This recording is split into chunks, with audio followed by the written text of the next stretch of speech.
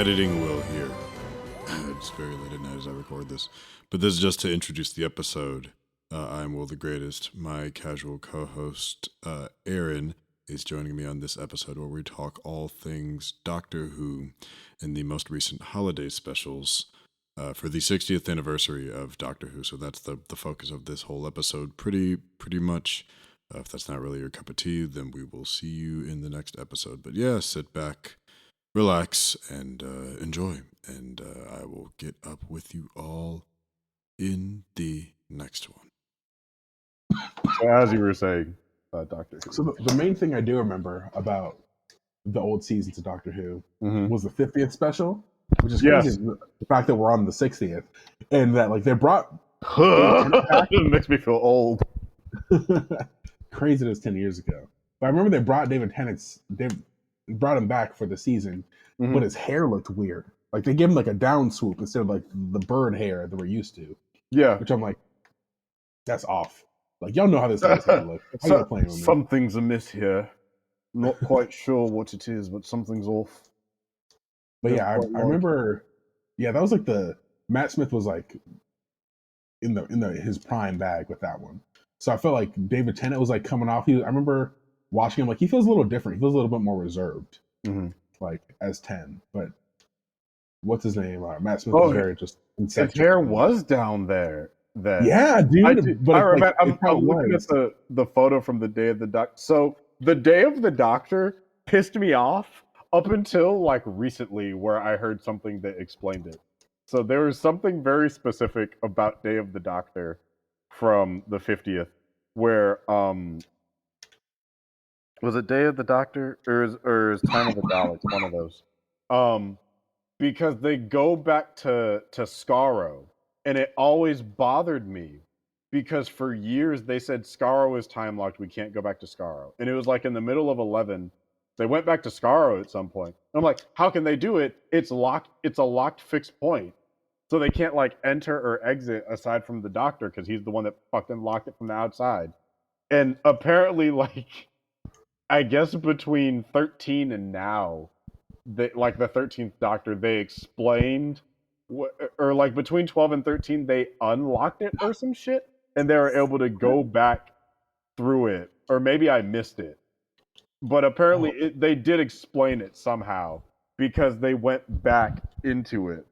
Like I guess. I don't remember what Skaro is, to be honest with you. Skaro is the planet or not Skaro. Gallifrey. Gallifrey was time. Oh, I was like, what the fuck is Skaro? Skaro is the planet of the Daleks. Gallifrey was time locked, though.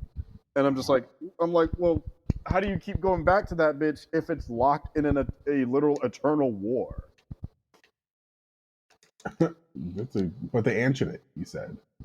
Yeah, apparently, because I heard something in passing that was like said in a discussion about Doctor Who that it clearly explained. I'm like, okay, so they did answer that at some point, and I just missed it. But that shit had pissed me off for like the past 10 years. Because I'm like, how did you get back to Gallifrey? It's locked in like that war so that no one comes in or goes out of it, because that was the whole problem. And the moment didn't solve it. The moment just ended the war. Well, it was supposed to. And then we had fucking Day of the Doctor. Yeah. I'm still mad. I was just watching a video today about Ninth Doctor, or Eccleston, about why he didn't come back. Yeah, and apparently Homie still got beef with Russell T. Davies. He's still pissed. I saw that today when I was at the gym. It's like, why Eccleston will come back. Holy, it's been like almost 20 years. Can we bury this shit already? It is literally this season was 2005. It has literally been almost 20 years. And he said it wasn't the cast, but it was like a bunch of it was workplace politics, not like political beliefs. Right.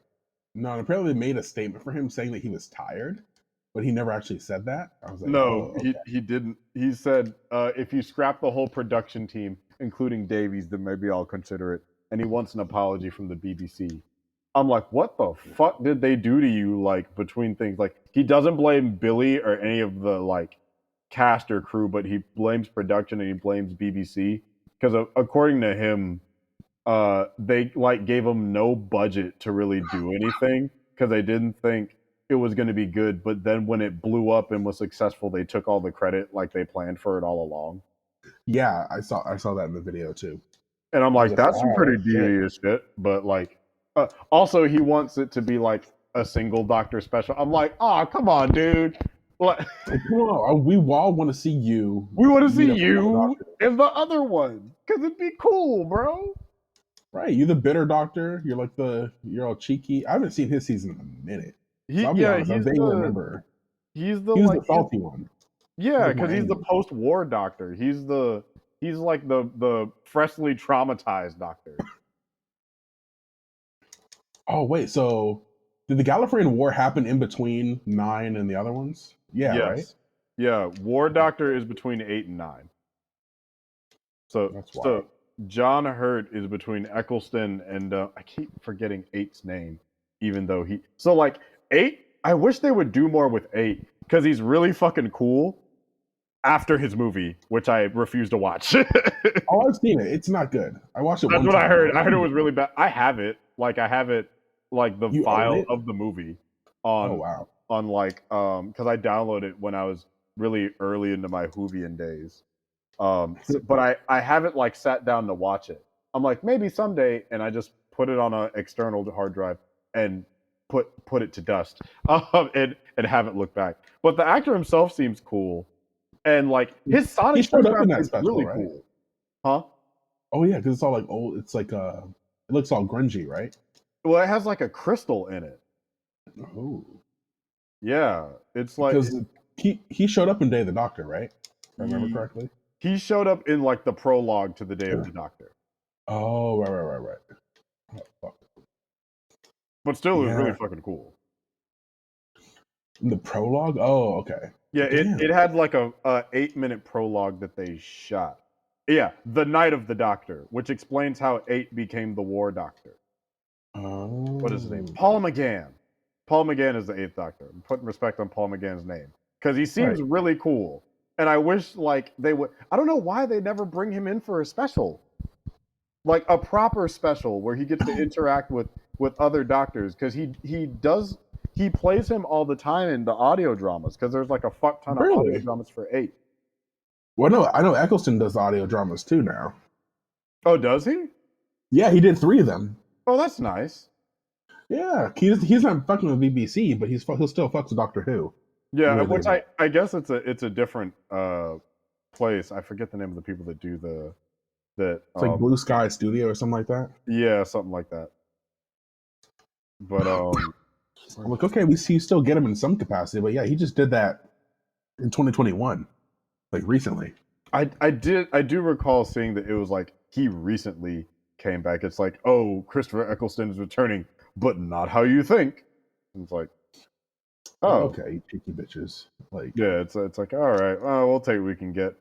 I'm trying to see this man back in that leather coat. Put him in the leather coat. Big Finish. That's the name of the company that does them. Big Finish. Big Finish Audio. Finish. Yeah, so he'll still do. He still does his voice, and then we like actually got to see him in Night of the Doctor, and it pissed me off. I'm like, why wasn't it? Like, no disrespect to Paul McGann. I'm sure he has his own schedule and everything. Why wasn't he in the fucking 50th anniversary? They had 4 in there as the. Oh yeah, but he wasn't playing 4 though. He's basically 4. He's the architect. Was like a retired 4? Well, so remember the architect in the museum? Yeah. That was 4. Well, I know that, but like he wasn't playing 4 though, was he? So it ties into a theory I think I have about 14 when we talk about the Giggle. Okay. Do you want to start, I guess, going through these? Yeah. Let's get into our 3 specials. Yeah. Oh, sweet bloody Christmas. All right, where to start? Where to start? Let's start in chronological order. So we start with the Star Beast. This is all full spoilers, I guess, for the 2023 specials, and we'll just go in order. What do you think about the Star Beast? I thought it was fun. I'd like it. The thing is, I haven't watched Doctor Who in years, right? Because I didn't really watch Jodie's season. but immediately coming back into it, seeing David Tennant's face again, I felt like we were home. I was like, okay. Yeah. Oh, thank God. I was like, okay, this is the tone I remember. This is the cheekiness I remember. This is the whimsicalness of Doctor Who that I remember. Mm. In spite of the fact that I haven't watched Doctor Who in like nearly like 5 plus, like what now? 8 years? What's yeah, that? I told you because for me it was 2017. For me, I think it was 2015. So it was like 8 years, 8 strong years, because I started back again, finally finishing 12's last season, like in the fall, like 4 months ago. It was not that long ago. I just finished his last season. Oh man. But yeah, I thought it was really fun. Yeah. I thought that it was interesting because when I remember Doctor Who when I first started watching it, that the effects looked really bad, even for like 10 years ago. I'm like, this is fucking rough. Oh yeah, they were rough. They were dated. They were hella rough. Like if you can make it past the effects, like God bless any Whovian who starts in 2023 trying to watch some shit from 2005. Because God bless. Shit. It was tough when we started, when we were teenagers.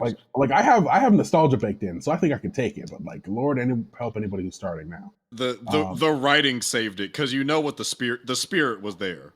Oh, the spirit was 100% there. So yeah, the writing really saved it. But I say that to say, one, the effects look a lot better now. Like Jesus Christ, they look a lot better. Oh, but they look really good. They gave, because I was texting you when I was watching them, because I marathoned all 3. So you saw my reaction in real time. I'm like, oh, they gave these niggas some money, because the meep looked really good. I think it was a mix of CGI and practical. For it was, but the practical on the meep looked really, really good to me. Right, but the reason Okay, we're back. Yeah, the reason I also had brought that up is because there's a mix of really bad CGI when we first started and like really goofy, corny looking villains. At least some of them were. Yeah. But this was like a return to form with like the goofy ass looking villains. I'm like, oh, okay, like he's just on his goofy, like you bring the campiness back to Doctor Who, because like the aliens that were hunting the meep looks like rubbery as hell. Yeah, they were they look like the fly guards from Rick and Morty. Yeah, totally. Which I found out, apparently, the Meep story, this one we watched, was actually a repurposed comic book from the 4th Doctor. Yeah, I heard that as well. Oh, okay. Well, that's really cool. Like, in the bug monsters essentially look the same as they did in that special, or in that comic. The Meep looks a little bit different, though. But yeah, I thought it was a really fun special. I thought it was a good return to form. It was a good return to form, though I will say I'm all about inclusion, because I feel like okay, I was just about to talk about this. Please say it. I'm all about inclusion. Don't get me wrong, bro. Don't get me wrong. Like we need more. No, I'm right there with you, because you saw what I said about it. Go ahead. Jesus Christ, that shit was heavy-handed as fuck. I was like, yeah, go in. So the reviewer I followed, as after I watched all 3, is Council of Geeks, who I believe. Yes, I watched Council of Geeks too, but I haven't watched. I only watched the Giggle of Council of Geeks. I haven't watched the other one. Yeah, they just dropped it, I think Monday, so it's really new. It's really fresh, like Monday or Tuesday. So Council of Geeks, I believe, is a trans or gender non-conforming woman. Yeah, no, she's a trans woman. I think the pronouns are she, they. So I'll just use their name, Vera. So Vera also, and a lot of additional trans people in the comments agreed, and like I'm about to pull this card out of my ass, but it's true. Like as a queer person myself, fun fact, the Russell T Davies is unabashedly like an openly gay man, which I found out you didn't know until I had told you about it. Right. So he's not one to, he has never really been one to shy away about his leanings or his political beliefs, and that's okay. And I appreciate the effort to be inclusive of like trans and gender non-conforming and non-binary people. So like Rose's inclusion, all for it. I think for the most part it was handled well. There was some nuance in there that I hadn't considered because I'm not trans, but getting other people's insight, I see it slightly differently. But overall, her acting was good. She seemed cool. But the thing that got me when they brought back Dr. Donna and resolved that remarkably fast for 15 years of buildup, was them playing off like the final words that Dr. Donna had about like binary, binary, binary. And like the explanation of how they did it was good, but how it was weaved into the narrative was kind of corny, where it's like binary, non-binary. And I'm like, oh Jesus fucking Christ. Like, I just kind of face palmed, and I'm like, I'm not against the inclusion of non-binary people. But Vera explained it well, where it's like, at no point did they indicate really that Rose was a non-binary trans person. No. So it's like, I guess the simplest way to my understanding at least, all non-binary people are trans. Not all trans people are non-binary. Okay. I think that's the easiest way to explain it. So Rose just seemed like a like a woman or girl. I guess she's a teenager or something. So it's like she's just a trans girl. Wait, trans did you say all non-binary people are trans? Yes, they're under the umbrella of transness. Okay. So but not all trans people are non-binary. There are plenty of like who's an example? Well, I guess like Rose is like a woman. she identifies as a woman. She's a woman. So it's like versus like my partner who's non-binary. They don't really identify as shit other than their name. So it's like, but that's I think a simple way to describe it. So it's like I get the intention to try and be inclusive, where it's like, yeah, because like the doctor is kind of gender non-conforming now too, because there's been male and females. Exactly. There's been both. So it's like you could easily use like they for the doctor, and most people do now.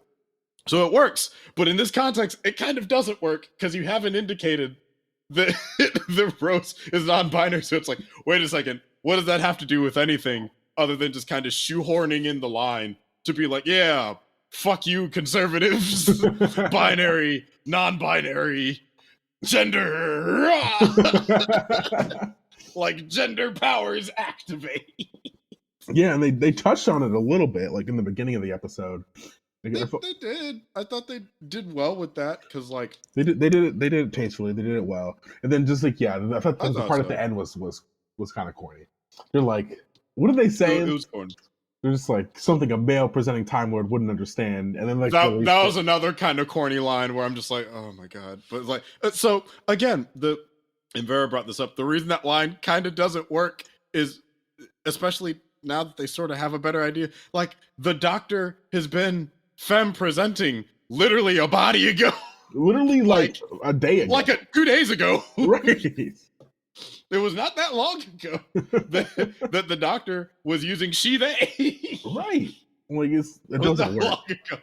So it's like, and then also because the whole line was like, it's something a male presenting Time Lord wouldn't understand. You just let it go, doctor. And it's like letting go of like the Time Lord God force.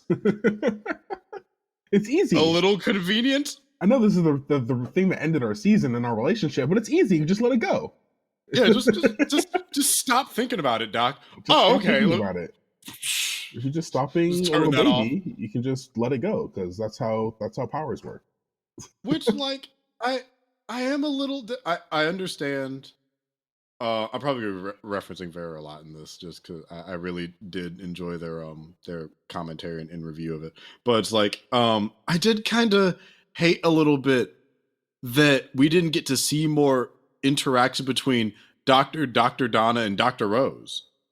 Yeah, I didn't realize that. Because, like, honestly, I was disappointed that Rose wasn't a companion for longer. Great.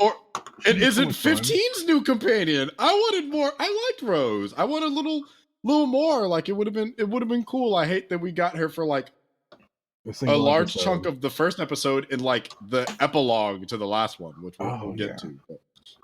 Yeah, she But wasn't in it much, but she was good for the part that she did use. I hope they bring her back in the next. I hope her and like the I mean, yeah, the family can come back, but I'm more interested to see. It's like, well, what's up with her? I think like that's an interesting character, especially. I don't think she fully knows or realizes who she's named after, subconsciously. But it's like how they, let me get this out the way too. As someone that was a notorious Donna hater for her run when we were young, I did not like Donna when I first saw Who, and I haven't watched 10 since I was like literally a teenager. And they had sprinklings of it here. Like I remember being a kid and getting to the end of 10 series, and it's like, Donna Noble, you're the most important woman in all of the galaxy. And I'm like, really? I was like, ugh, really? Really? Ugh, why? Mind you, I like Catherine Tate, like as an actress. I think she's good. I didn't like Donna as like a character. And people like fucking love Donna, and I didn't get it. She had that attitude. She's like, I don't know, she's spunky. I think the thing is, my concern is just a quick like aside, real quick. Why the fuck does Martha get no love, bro? Like they don't talk about her. Like she saved the fucking world, bro. Does the actress in the BBC have beef? Like what the fuck? Because even in the Giggle, they didn't even mention her. They didn't even mention her in the recap. They didn't. They didn't mention a lot of them. But it's like, yeah, free my game and save the fucking planet. Like Dr. Martha Jones. We gotta put respect on that PhD. Right. Dr. Martha Jones saved not only the doctor, but the planet. Yeah, you had Rose one season. Well, I guess Rose technically 2 seasons. And then you had Martha, and then you had Donna for a season. But then Donna was introduced, and then they did Martha, and then they did Donna again. Yeah, which I thought was odd. It's like, and like I was like, I know Princess Weeks has a whole video about like Martha Jones deserved better, which she does in retrospect. It was like I think the thing that got me with Donna in terms of how she was written, I think her. Because she was like kind of a foil for 10 and very like headstrong while being like compassionate for people. But I think for me, it kind of got in the way of things a lot of the time. And that's what annoyed me about her. Where it's like, because she's so like ready to do things her way. And she still has that in the new version. But I liked her in the specials way more. I was completely on board with her in the specials. I thought she was fine. Well, do you think you'd have a different opinion if you went back? Because you did watch this 10 years ago. You've changed. I know. That's what I'm wondering if it would have changed with age. Because like for a brief moment, I almost felt it come back up, like in the beginning, but then it like dissipated. I'm like, oh, that's fine. Because like I know I like Catherine Tate, but I couldn't exactly because it's been fucking like almost 10 years at this point, probably since I've seen it. Maybe over 10 years. Definitely over 10 years. Because I was watching Doctor Who back in my fucking Tumblr days. And so, yeah, it's been over 10 years because at that point, 10 years ago was when the 50th happened. So by that point, I was caught up with it. So yeah, I remember when I started watching it, Matt Smith was airing. Like he was the current Doctor when I dropped off. Yeah. Same for me. Yeah, I was not a Donna fan. Like Rose, everybody loves Rose. Like Rose was like the hot girl in the hot flirty girl in the box. Oh, she was fine. So we got Amy. She still is. Billy Piper. I need a movie, just minor aside. I need a movie where Billy Piper and who's our girl from Agents of S.H.I.E.L.D.? Oh, Chloe Bennett. No. Sorry, not Agents of S.H.I.E.L.D. Peggy Carter. Oh. Yes. No, I need a movie with them because they look like sisters. Oh, like look up a picture of them. Look up a picture of them together. They've taken photos together. I'm like, they look like siblings. Why haven't you done a movie together? Billy Piper and Haley It writes itself. Yeah. Like they've hung out a time or two, so they know each other. Like they've met. Oh my god, they totally look similar. Like they could definitely be sisters. I wouldn't mind seeing Haley Atwell on Doctor Who. That could be fun. Holy shit! Yeah, they do look a lot alike. I told you. But like, yeah, everybody loved, Rose because she was like the hot spunky girl. You know, people hated Martha because she was black. Let's just keep it real. I like Martha. Martha's great. Martha's dope. Martha's awesome. Martha's a doctor who saved the planet. Martha's a badass. People apparently went fucking gaga over Donna. I didn't, and then just kind of goes from there. But no, I liked Donna throughout. Like, I think those things that I didn't really like about her when she was younger, and kind of, I guess maybe that level of arrogance to her that she had, like that real bullheadedness that I think a lot of people found endearing because it was like her way of being compassionate. I like it now, kind of seeing the veil of kind of using it as a parent because it's still there, where it's like I will raise down the world to protect my daughter, and I'm like, I like that. It's the same energy. What I didn't like and what fucking pissed me off, and I texted you about it, and I'm glad that it was a plot point. She gave away all of the lottery money. Every single last dollar. I'm glad they had an explanation for it because then it became funny. But boy, was I pissed when it's like, oh, what happened to your lottery money? Well, we bought a house and my wife Donna donated it all to charity. And like, I know it's supposed to make the viewer go, oh, that's so sweet. I'm like, fuck that. I forgot that she got that at the end of first season. I did too. Holy shit. Oh man. So it's like when she got back to doctor mode and he unlocked the key on her mind, and she's like, I gave away all of my lottery money. I'm like, all right, I'm with you now. We're locked in. We're locked in. Because I thought you were just gonna try and wave it off. It's like, because I inherited your fucking generous brainwaves, I gave away all the money because I was subconsciously trying to be like you, and I'm fucking pissed about it. I'm like, I like this. This is those behavioral things that bothered me over a decade ago. I like that now because they start to make sense. Now, as soon as she did that hair flip, I'm like, oh, she back. Oh, that's Donna. They're just sorry, shutting shit down. Click, click, click, click, click, click, click, click. No, she was boo, boo, boo, boo. Yeah, she was really good. What did you think about the villain of the episode? What did you think about the Meep? I like the Meep. The Meep actually, it shouldn't have surprised me. It surprised me too. Just because I was pissed that it surprised me. Okay, I don't feel as silly because with the Meep, I guess you get so accustomed to heels that you kind of, I almost don't expect them because like to be different would be to do something like wholesome-ish. Yeah. But it's like you expecting it to be like a traditional adventure.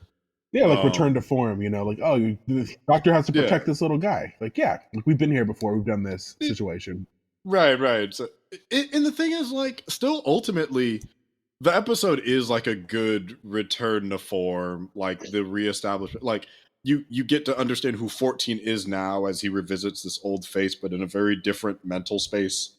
You know, you revisit old characters. It's like Russell T Davies is like a returning showrunner. So it's like these three specials represent three different things. So I think I would say that Star Beast is very much getting people back used to, you know, we bring back a face that everyone likes. We bring back a writer that everyone likes. We bring back, for a lot of people, a fan favorite, you know, character where there's like references and allusions to the past. So it's like, it's safe, but in, I think, a smart way. So when you get to the second one, which is a lot more daring, it works. And then it gears you up for the radical shift that is the third one. And the way these three episodes are thematically and like metatextually executed is what fucking Star Wars should have been with the sequel trilogy. But it didn't do that. So that's what it was kind of going for, but it tried to smush them all and do it all in the wrong places. The difference is Star Wars was all over the place. They didn't have one consistent writing team for all three of them. They're trying to play. Also true. Yeah, they were trying to play like not hacky sack. Yeah, hacky sack. Like, okay, you get this movie, or I get this movie. And then Rian Johnson was like, man, fuck your movie. I was doing my own thing. And then he tried to do damage control, which ended up fucking it up more. But I think the fact that Russell T Davies was in charge of all of these really made it something. Yeah, he wrote all 3 of these. Yeah, the first one just has a story by note from 2. So the first one has like 2 other people wrote the story for the first one, but he or like gave the story, but he wrote 3 of these. I don't know who did the script for it, but he wrote them. So he has a writing credit on all of them. That's consistency. I think the second one was my favorite out of the 3 of them.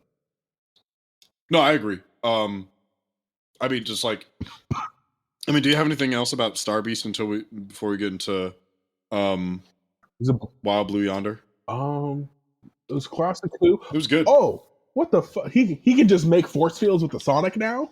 That's just a thing he can do? Oh yeah. Yeah, that was cool. I'm like, okay. That would have been useful on some of the old Sonics, but it's I'm like, when could it do that? That would have been useful on a lot of previous adventures the last 20 years. I didn't know he could. Where did this come I didn't from? know he could do that. Do that.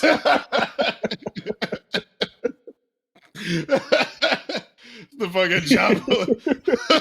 Just us watching it. Huh. I didn't know he could do that. That was perfect. It's like, yeah, that was definitely some new shit. I'm like, I'm not mad. It's not like it's not used on like not the definitely one of the weirder things. Not the weirdest thing that little Ratchet has done. I guess later on we'll talk about what the new Sonic looks like. I gotta get one of 14s before these things go extinct. These bitches are expensive though. I can't find them. Let me see what the image looked like for 14 Doctors, because it had to be cool. It's cool. Oh, look up 8 Sonic. That shit is cool. Doctor Sonic Screwdriver. But I don't know. The trial scene was interesting too. I like how that was executed. I don't know. It was just like it was like a cozy episode. I like that. Oh, we didn't talk about Shirley, the wheelchair unit agent. She was cool. Yeah, with the little like rockets in her chair. I thought she was cool. That was some nice disability. Yeah, she was a nice addition. I was like, okay, but she didn't seem like she was a message, like like overtly. Like she seemed like she fit right in. It wasn't supposed to be like, see what people in wheelchairs can do. It's like, no, she was competent within her. She was someone who happened to be in a wheelchair, not the wheelchair character. Yeah, and I think Davies is usually pretty good about that. But there are moments where throughout all 3 episodes, but particularly the first one and the third one, where he has like kind of preachy moments. But I will give him this: they do not linger. No. It happens. You can have an opinion about it, and it goes. So it's like even with that like binary, non-binary lie, like it happens, but it keeps like it's like we gotta keep moving. You know, it doesn't give you too much time to linger on it. You just kind of roll your eyes like, okay, Russell. Non-binary lives matter. We agree. But okay, I just remembered I have the 10th Doctor Screwdriver, and I'm looking at the 14th. It almost looks like a redux version of 10. It looks like 10 and 11. Oh yes, exactly. Except yeah, I think on 11 is the prongs are up front, and this one's the prongs like towards the middle. Yeah, I have 10, 11, Rivers. This weird little build-a collection pack. Oh, whoa.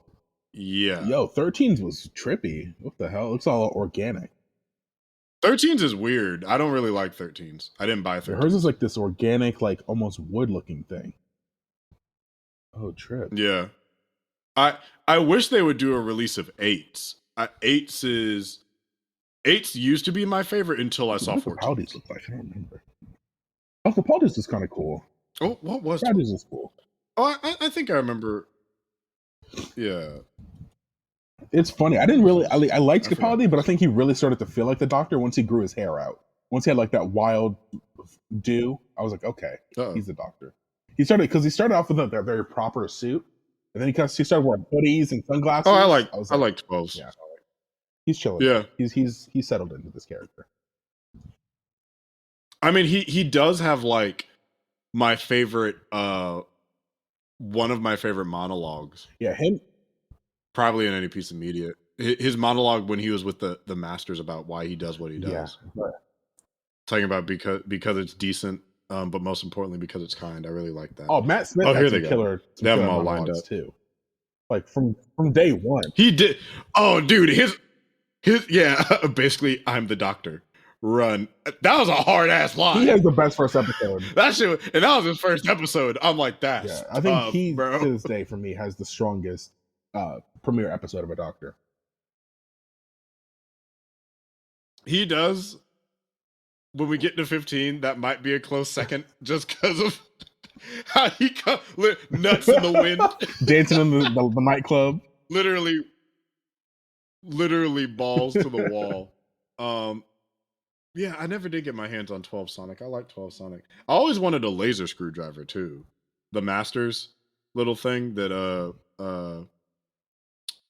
John Sims master used to have. He's such a good Doctor.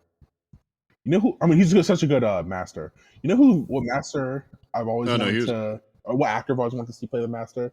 That motherfucker from who played Moriarty in Sherlock. He'd be a great master. Oh, he'd be great.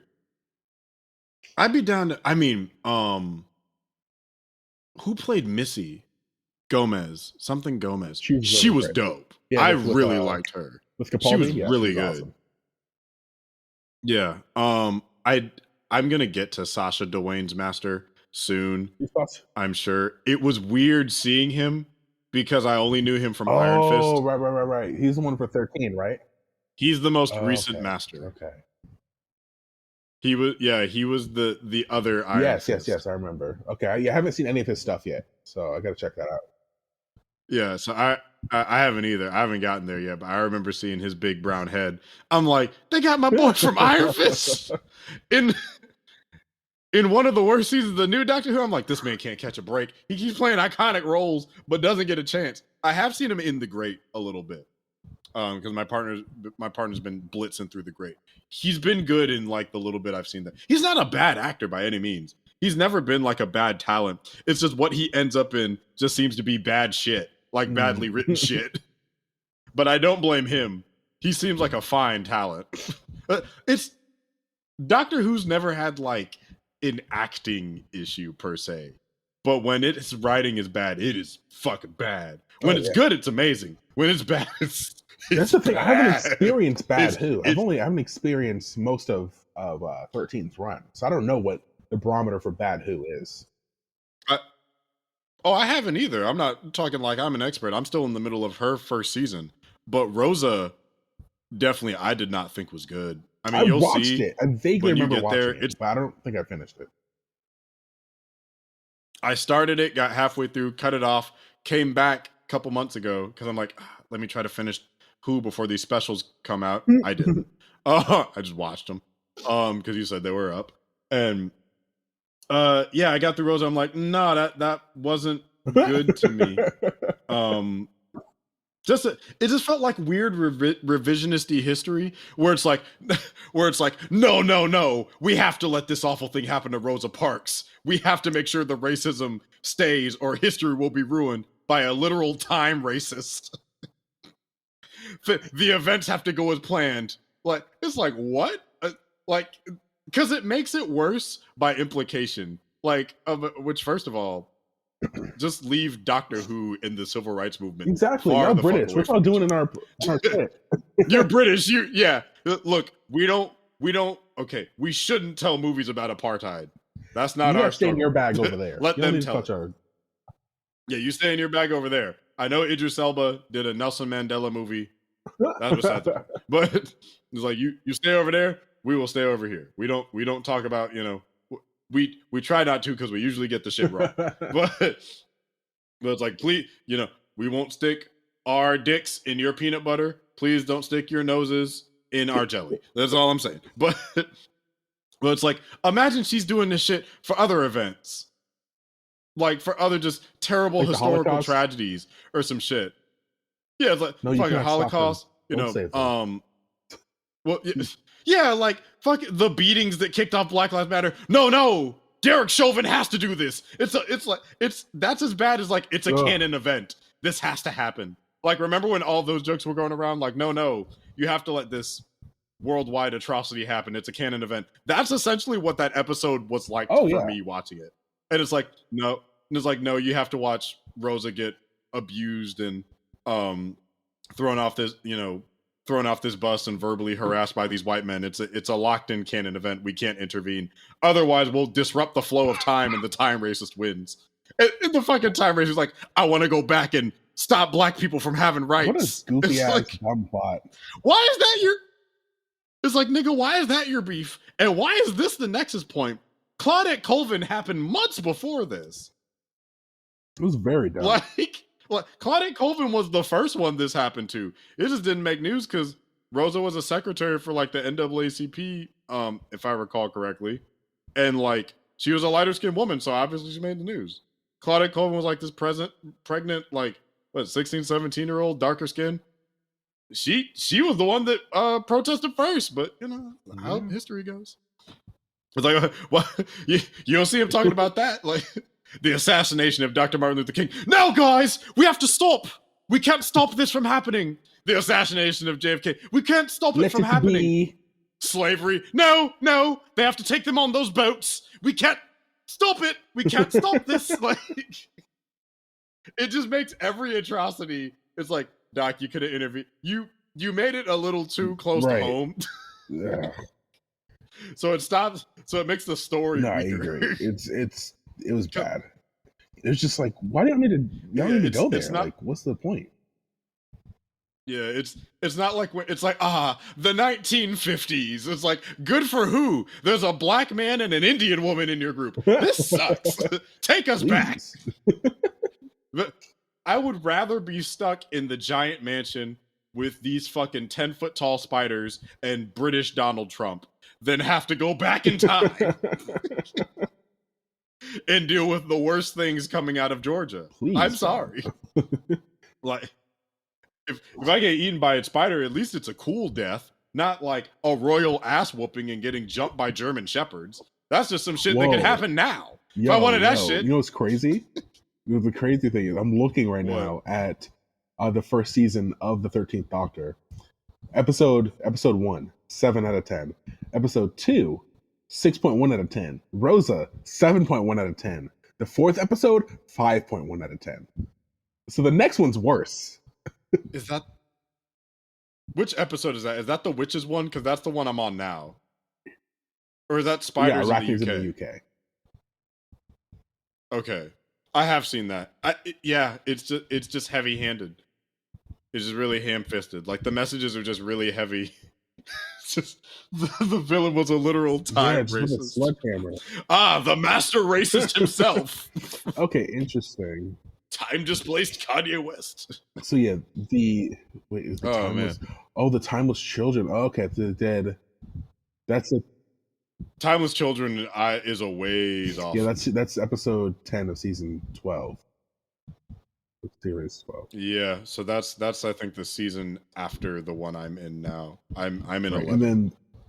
And then season 13 is entirely dedicated to the Flux, which is only 6 episodes. Oh damn. So they were like, we need to wrap this shit up. Yeah, her series unfortunately did not do that well, which is I think one of the issues that she kind of had is like, and we'll talk about this, I think, as we talk about characterization of the Doctor across like the two actors we've seen, so far in these. At least where I am, only about like 4 or 5 episodes into Jodie, she's sort of finding her like performance, but like and we texted about this a little bit, every actor kind of has the distinct way of how they carry themselves as the Doctor, so how they like use their body in relation to things. So it's like 11 was very like hyperactive and weird. 10 was very like skinny and lean and like pushes off of objects and surfaces. 12 was very like direct and commanding. I would say 11 was kind like kind of neurotic. stern. I'd say he's like the most. Yeah. Well, he was kind of ADHD to me. Yeah. He was neurotypical. Came across that way. I feel like 11 is where most people hop on. Very. They're like, ooh, this is a young, hot, fun doctor. He's the youngest doctor yet. Yeah. 10 and 11 were like the big ones. And even 9 was very like very cynical. Is how I would say. Yeah, like war doctor, weary, clear trauma. Like I can pick up characteristics, and I'm early with Jodie, and I'm giving her a chance, but it's just like I can't exactly get it other than like a little so spacey. Why don't they include the war doctor with the numbering? Because wouldn't he technically be 9 at that point? Yes, he is technically 9, but that would technically put the number 16. Up to like 16. Unless you also count Metacrisis. That's a different body. That doesn't count. Who would then be, because he's half human. He has one heart. Yeah, but some people count Metacrisis as like a side one. Well, we will get into the complications of duplicating later, of body splitting. Oh yeah. You want to talk about Wild Blue Yonder? Which I guess I'll say up front, and we're probably agreeing on this. My ordering for like ranking the episodes is definitely 2, 3, 1. This episode was fucking phenomenal. Wild Blue Yonder was really fucking good. The thing I love about it, I'll let you continue, is that outside of the stuff mentioning outside of the stuff mentioning the Flux and the Timeless Child, this episode virtually could have been placed like anywhere. Like this is a standalone episode that is largely independent of the one that comes before it and the one that comes after it. Except with the exception of the ending leading into it. But like everything that happens at the end of time or within that ship is a bottle episode, which I loved. Yeah, this was a really good like bottle episode. But it's also like super claustrophobic. Like I like this acting wise, because it's a very interesting challenge that you don't often get to see and put actors in. Like it made me think about this the short I worked on earlier this year, which was very nice, where I didn't really think about it until I was watching the episode. I'm like, man, this must have been really like probably easier to do production wise, because you really have like 2 leads and then 2 doubles. Yeah, technically. For the most part. And so, but you're essentially playing with them and then against yourself. And you know how you make those differences and whatnot. So I worked on something where I was alone. It was set during a storm and blah blah blah. So it's like, so I'm the one that kind of has to carry it, and then like how it's shot has to do with like sound and things being in the corner of your eye and things like that. So it was a bit of a horror-y psychedelic piece. So I'm thinking about like how that must have been for them. I'm just like, oh god, you're putting all of this on your actors' performances. This highlights how really good David Tennant and Catherine Tate are as like actors in order to like incredible. Carry the just like pull in the range of emotions, especially when they're trying to discern who's real and who's not, and it's like jumping back and forth. This episode plays with like time distortion early on really very well. This episode as well, where it's like they're having conversations with one another, and you think it's just jumping back and forth between 2 different moments and like a unique editing choice. But when it becomes clear that it's concurrent, is my arms are too long. And it's like, that's a weird thing to say, but whatever. Right. You're just like, oh, okay, this is very strange. And then you see Catherine Tate's arm come up from the opposite end of the screen. You're like, oh god, what the hell?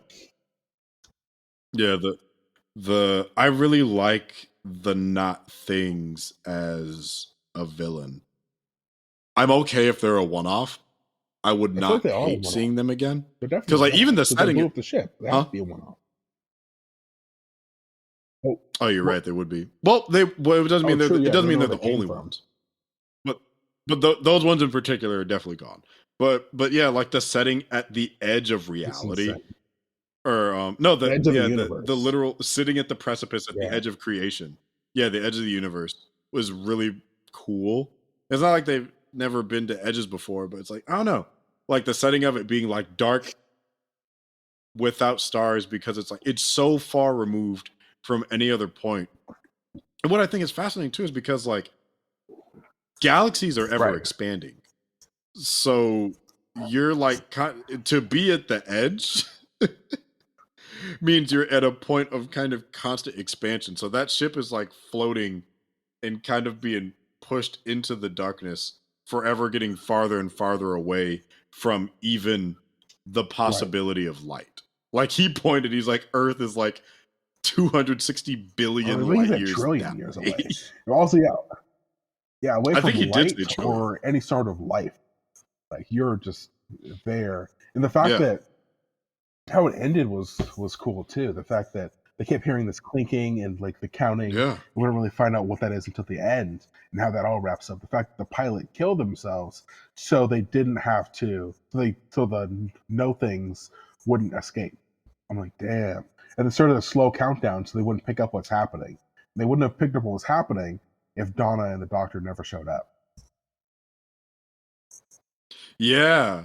Yeah. It's like the plan would have went off without a hitch had they not wound Which up is there. wild to think about, because I'm like, what? I'm so curious as to what their whole deal was. Like, what did they look like prior to getting formulating onto them? Did they look like the It, pilot before she died? Did they just like have no form? yeah, because that's what I'm wondering too. And I guess if they're like not things, maybe they didn't, because we never got. And I'm okay with us not Yeah, I like getting the that. mystery of it. Of that still being like a yeah, because there's a lot of mystery around them.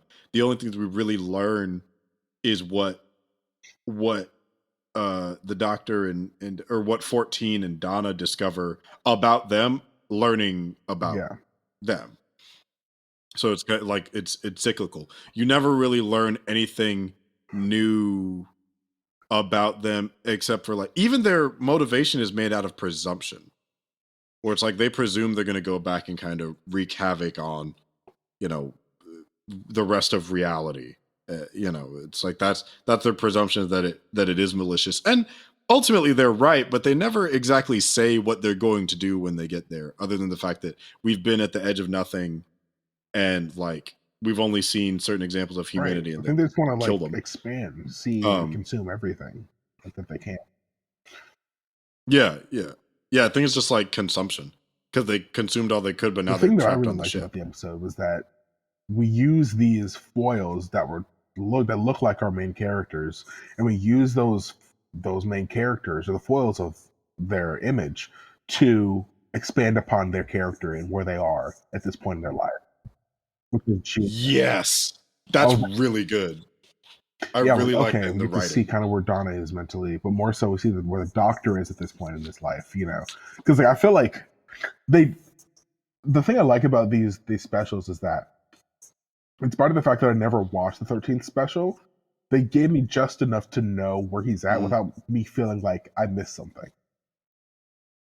You don't feel like you need to Yeah, watch Jodie Foster's Doctor.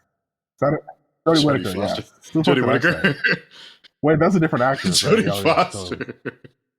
oopsie. It is a different actress. That's what I was like. Jodie Whittaker. You didn't, yeah. Because fucking A, I feel like they were like, let's just kind of not pretend this didn't happen, but like address it just enough to know that the status quo has changed. Because they didn't really address it in the Mhm. Giggle at all. Like, Yeah.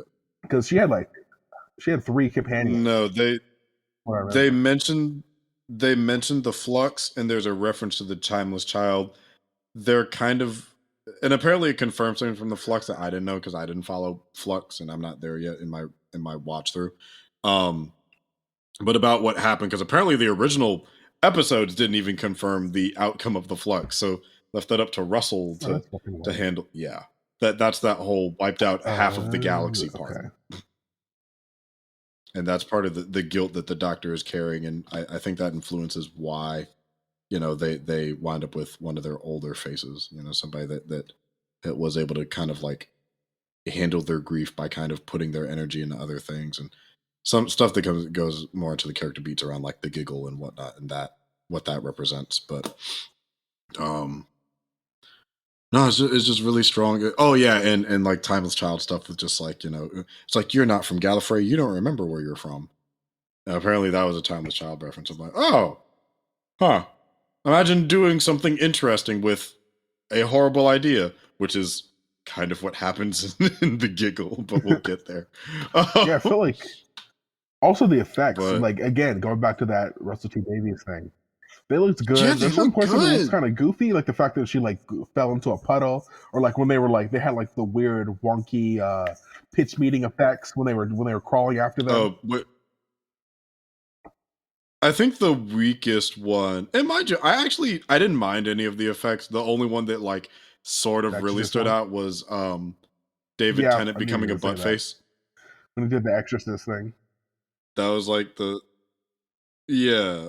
Well, yeah, in terms of how it looked, but him like crawling around on and them speeding up the footage of him running around with like the crab walk. I didn't mind that. I thought that was like that's a little bit of just like the Who wonkiness, where it's like, yeah, it would be a little, or him like running and then going on all fours. Like, I actually like those because that's like a creative weirdness versus like a budgetary limitation, like his face plastered over his own asshole. I think he went underneath his asshole and came out, but he's still like back of his neck cheeks. I think that was the implication, but or it's like when his jaw fell. Like I like that effect. Whereas it's like, oh, the arms are always too long. I can't get them quite right, and just like slinking them up and everything. Yeah, and the end, Yeah, I was like, oh actually shit, we're got gonna kill him me. right now. Like I was like, are they about to kill Donna? No, they wouldn't. They're gonna. I was about to feel something like Dang, what? you gonna take her out like And they that? got the evil clone. Yeah, I'm like, damn, they're gonna have to deal. So I'm like, oh, so is like the not thing gonna be the new Donna and have to like take on her life and no, and then no, he when the him realizing that the ship would realize who's who and like launch her ass out and like even Donna crying like, no, doctor, you've got the wrong one, you left me behind. And I'm like, oh, I feel a little bad now, she got to die in this ship explosion. Because I love their switcheroo. I love Damn, their that's switcheroo actually because the kind of fact that when he was trying to uh, decide, the one where he's like, "Cause it is," yeah, that sounds like a Donna ass answer to give. that sounds like a Donna answer. That sounds like something she would say. I'm like, well, yeah, Donna wouldn't explain it.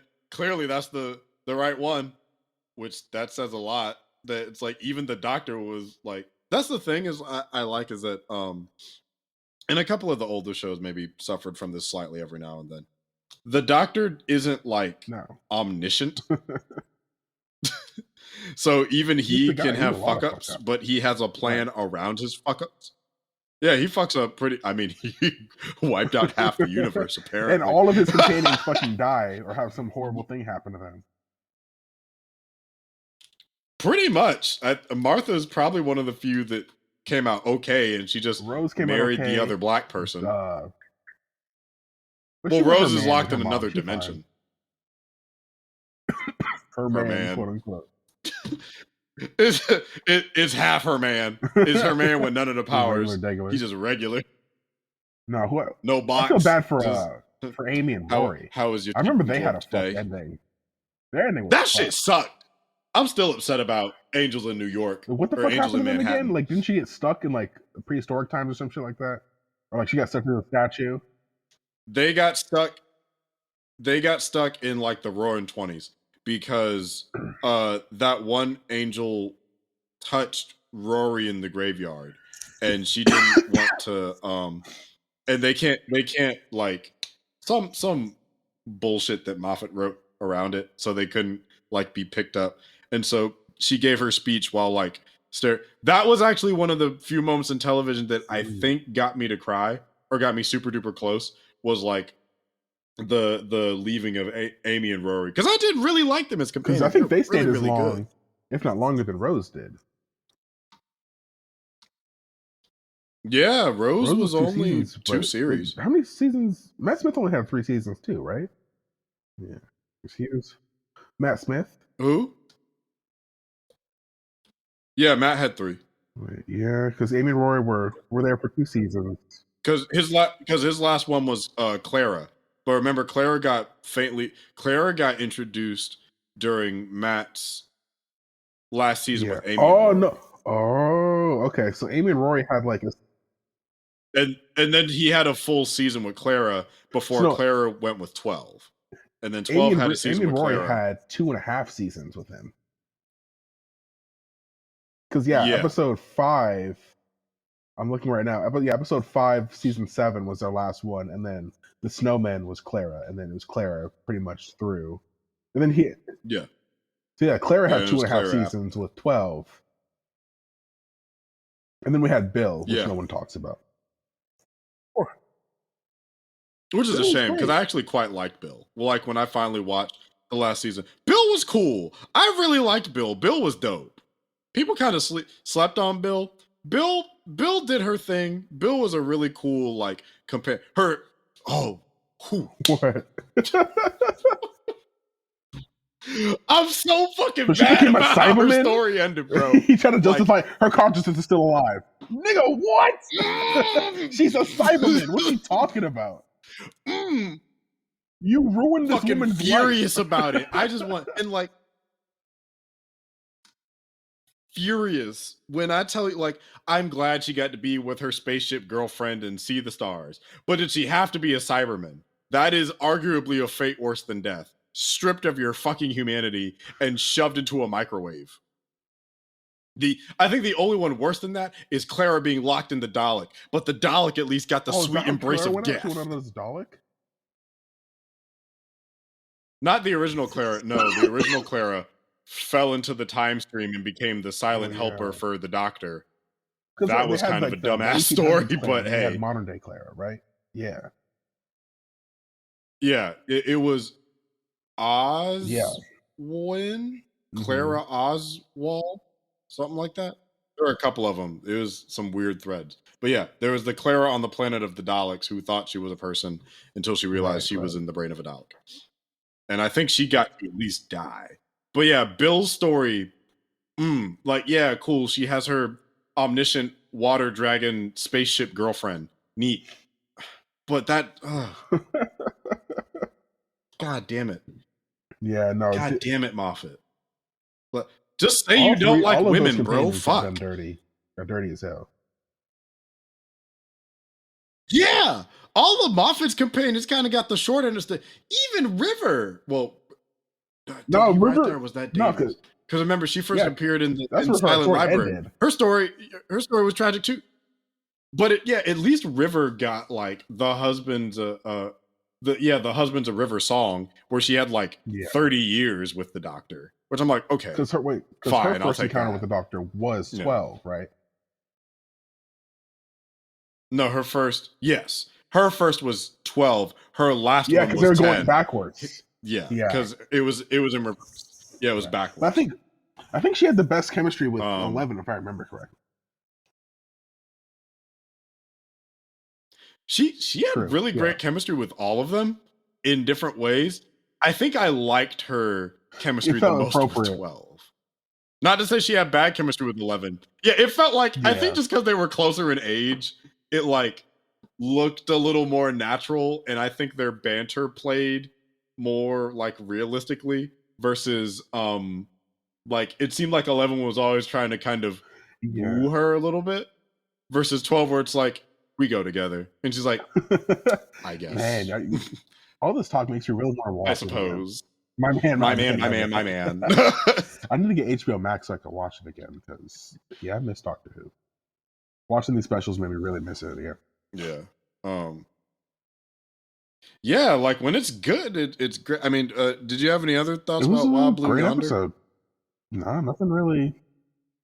Yeah, it's like I don't know, it just had it was strong all around. Like even my little nitpicks about the effects, meh. Like even the humor was good. And it even set up fuck. We almost forgot about Wilf. My nigga. My man. He came back for a little bit for one episode. That was the legend. the man. I'm glad we got to see him because they He said died not long after that, I think. After they in shot that.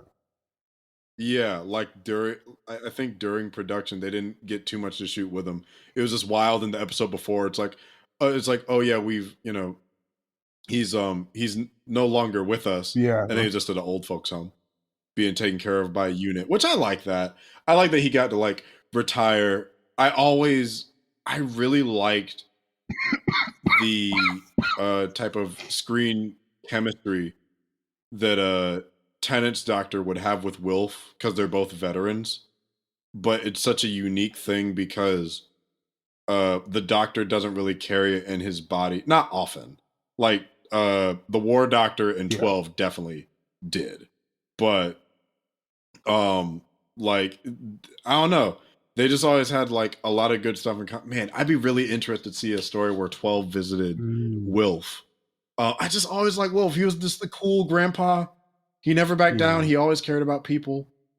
Like the doctor gave his life for him at the what was it, the end of time, where they had like a literal fucking cancer box. And he's like, I'll do it for you, pal. And it's like this little crotchety old man is like, no, I've got to help my friend, and locks himself in the box. He's like, Wolf, what are you doing? What are you doing? He just gets into the other side. He's like, no! He just eats that shit like a thug. He's like, ugh. Eating that radiation. Yeah, he was a real one for sure. I'm happy he got to come back. He was a fucking ride or die for real. He's a goat. I was glad we got to see Bernard Cribbins even for like a minute. Man, I miss him. He hasn't been dead that long, but man, fuck. Yeah. I think one other thing that I'll bring up though, and then we can move on to the giggle, is it's funny because when I was watching it, it's wild how some things are so important to some people, and it's like it's not even like a thought to other people. Like apparently hoes are mad that about Sir Isaac Newton being black. And I didn't even like. Oh yeah, like, really I did see people were mad about that. I was more annoyed about the Mavity thing. But you have to correct me. Did they? Because Donna said it first. Did he make a face? And they were like, okay, that's not how that's supposed to be. Do you remember? Because like they kept calling it Mavity for the rest of the episode. Oh, I remember he made. Yeah, they said it like once or twice, but like it wasn't like it didn't seem like an annoyed face. It seemed more like oh right, yeah, that's not what it is anymore. I wonder if that's going to be a thing that they keep going forward with, like for the rest of the show. Yeah, because I'm like, are you going to keep that bit or are you going to retcon it? Because it's an easy thing to retcon, but it's like you introduced it now. Hopefully you don't forget, or just you figure out a way to write around it. 14 would go back. Gravity. It's gravity, and you're like, oh okay. Yeah. Yeah, like it's an easy right around. Just have the Black Doctor go back to see Black Isaac Newton. And I remember people were upset. Is he one of us? Is he? I could have sworn he was. I'm like, I know people were mad about that, but I was like, I didn't really care. Is he? I was like, oh, okay. I just noticed he was like vaguely. I don't know brown. if he's black. Maybe he's just brown. Like,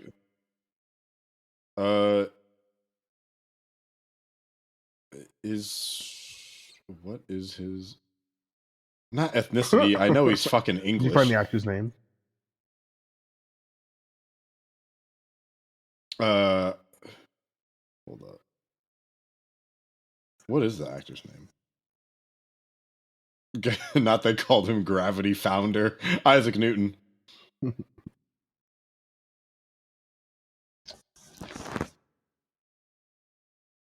Mavity. What's the actor's name?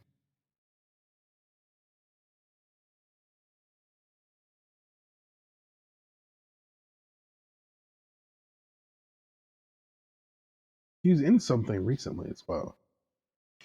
Oh, also, I know it wasn't that dude from The Woman King. Not someone posted on Twitter. According to the BBC, Isaac Newton was a proud black man. Yeah, bitch. Yeah, bitch. We're taking it all. We're taking your fucking gravity from you too. We're blackening it up. It's called Navity now. Nathaniel Curtis. Navity with attitude. That sounds like the type of guy who would do. No, he's not black. I think he's like Hispanic or something. He doesn't look black. The actor? He was definitely something. He was definitely something not white. Yeah. Okay. But yeah, I think I got all my thoughts out. All sources seem to point to Isaac Newton being a white, a very white Caucasian man. A European American. It's Doctor Who. Yeah. Oh no. In their reality, Isaac Newton was black. That's fine. And and Rosa Parks was the nexus point for ending racism in 2050. So, it's fiction. It's fiction. Science fiction. All it's fiction. It's fiction. Yeah. The civil rights movement was a canon event. Isaac Newton was black for sure. Why not? Not the most egregious thing the show has ever done. Look, it's done other things that have pissed me off. I'm not stressing that much about historical inaccuracies in the sci-fi show that is no longer an educational program. I'm trying to think. No, because it wasn't like this episode didn't Yonder have a lot of major components to it. It was a very simplistic episode. So there was this. Yeah. It's just a really, really good bubble episode, which I'm completely fine with, and I would not mind more of, depending on the quality of the writing, if they can back it up. Like usually, the bottle episodes of Who are actually very, very strong. Like Blink, I think, was another in Silent Library famous as well. Bottle episode. What? Was Silent Library a bottle? Silent Library wasn't really didn't it entirely take it's a good episode. The library? Yeah, it did. Yeah, no, you're right. You're right. No, I agree. Yeah, so the events it's like you can watch that episode isolated. The events of Silent Library aren't, but the episode itself, yeah, because they haven't really talked about the library. Yeah, it's just an adventure in their journeys. But that character became important later on. Yeah. Yeah, which is fine. No, you know what's a bottle episode? The Doctor's Daughter. Never we again. haven't talked about that shit. Never again. At all. Never again. It's like that episode in the one where the TARDIS was in that human woman's body. What episode was that? On like the garbage planet. I vaguely remember with this. 11. Holy shit. Holy fuck. You just unlocked a memory. I vaguely remember this. Yeah. You want to talk about plot threads that are really cool that have never been touched on since. But yeah, the Doctor's Daughter is what I've been waiting for. It didn't Russell T. Davies write 15 years. Yeah. I think that actress is Tennant's wife, who is the daughter. Yeah, because I know that's his wife now, because that's Four's daughter. Wow, that's crazy. Or not Four, that's Eight's right. I think daughter, it's Four's. I think. It's 8? No. Can't be Paul McGann's daughter. It's not 4. Yeah. 6. Sorry. 6. Sorry. No, 5. God damn it. Jesus Christ. It's 5's daughter. Peter Peter Davison. His daughter, Georgia Moffat, was the Doctor's daughter. And I think this was prior to them getting married back in 2008. And we have not revisited that's right, because it had the seahorse people with the little gullet things on I haven't watched it since I watched it the first time 10 years ago. I haven't. And I binged that shit. I haven't either. I just decently remember it. Written by Stephen Greenhorn. Man, she was something in the episode. Okay. The Giggle? Do we want to get into I feel like we have both the Giggle now? The Giggle. The moment you've all been waiting for, discussing the Giggle. Okay, let's talk about the episode proper before we get into the climax where we'll really get into it. What do you think about Neil Patrick Harris as the celestial toy maker? I thought his performance was really good. I thought his performance was great.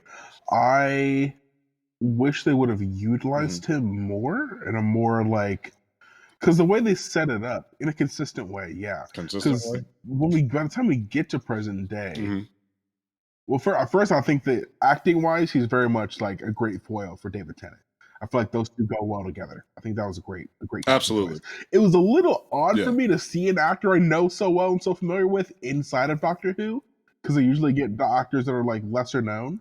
Mhm. Unless you can think of an example, they got like a big name actor to come into the show. Mm. I can't think of too many that they've had that really stood. Well, Timothy Dalton Okay. at the end of time, but that was an event that made sense. Yeah. It's super uncommon, Especially though. Americans. They don't have a lot of Americans. Not common for their. No, it's like the other one I think of was the one I was telling you earlier. That was Justin Chatwin. I mean, by today's standards, he's big, but not at the time. Andrew Garfield was in the Pigs one. I forgot about that. It was like, yeah, with the pigs in like New York and with 10 and everything. Yeah. Yeah, but it was forever ago. But I like. Yeah, I like. But yeah, it is uncommon. In the episode, I wish we would have utilized him more, because our introduction to him is when he's dancing, like in the hat, his suit at the beginning of the episode. And he starts dancing with 10. 10 doesn't know who he is yet, but he obviously knows who 10 is. So there's no like consistent thread into his effect on how he's affecting 2023. Like we see him in the beginning, then we jump forward to 2023, then we go back in time. That's where a majority of the conflict happens, and then we go back to 2023, but we don't see him directly influencing the world in that same sense. How he seemed like he was like reveling in the chaos, and he just has that dance number at Unit. So I don't know. I think that I think he's about a state of play, but I think I would have liked him to come across more menacing. I think his performance was good, but I didn't feel the level of threat that he had on the episode, because it didn't feel like. It's weird because normally when you know a doctor is going to regenerate, right? There's this looming threat, there's like this bittersweet sadness that you know that it's coming. But I never really got that sense during this episode. And granted, maybe that's not the effect that they wanted to have, but yeah, I wonder if it was supposed to be, because it was definitely sudden for me, because it's not every day a villain just says, fuck right. Like just gun. Which I'm like, I respect the brazenness. Yeah, I think the only other person that's done that is the Master, when he made him old and stuck him in a cage during Martha's run. Because remember, he won functionally.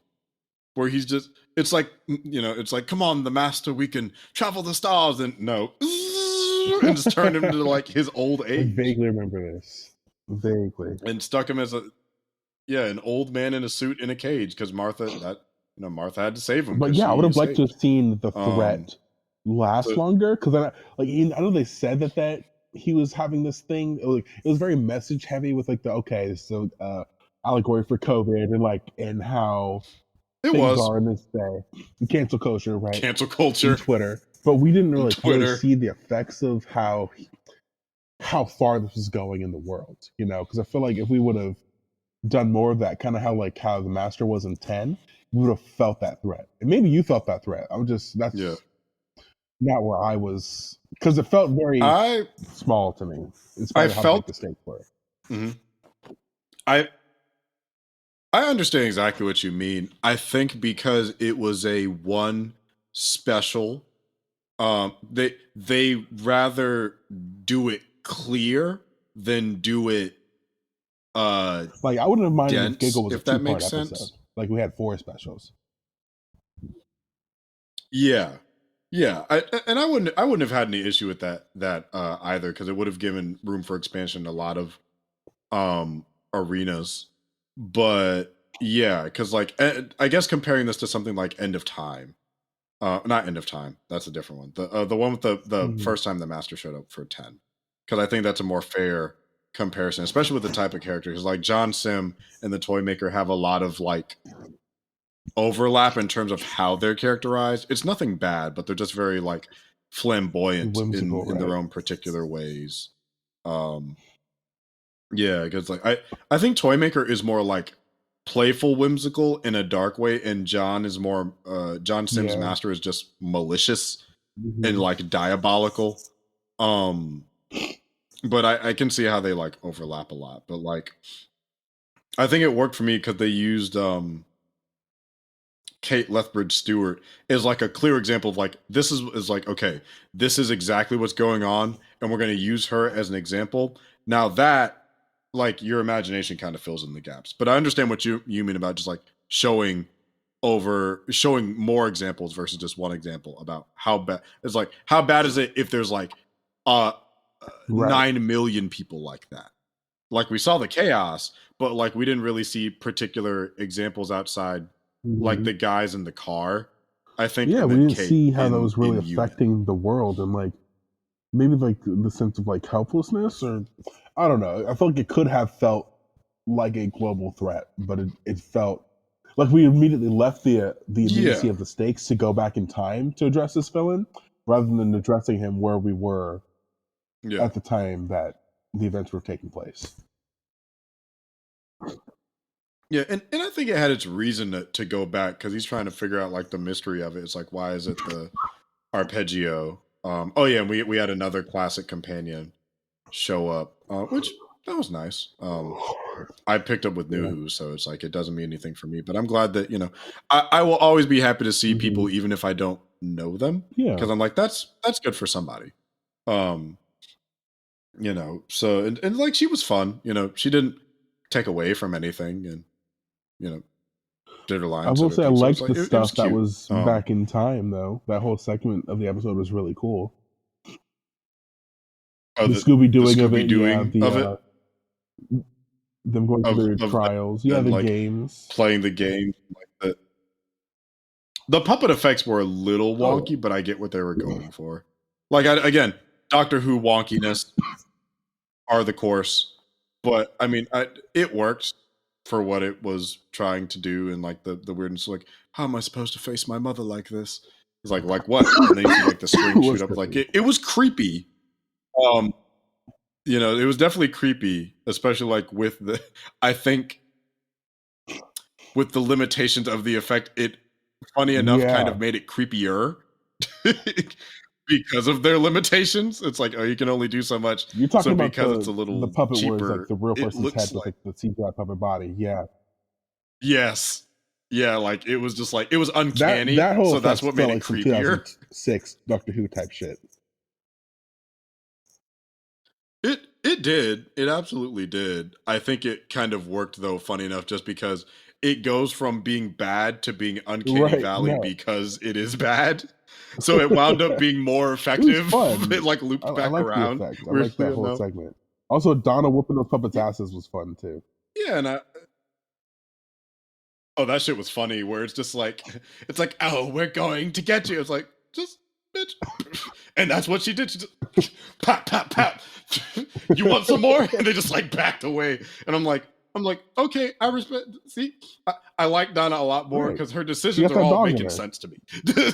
Like, I think Donna's supposed to be like the laywoman and not like making the laywoman the most important woman in the galaxy makes way more sense, I think, with this Donna, because she's doing shit that I think anyone would think to do. Where it's like, oh, let me just pap, pap, pap, pap, pap, skibbity pap, like Right.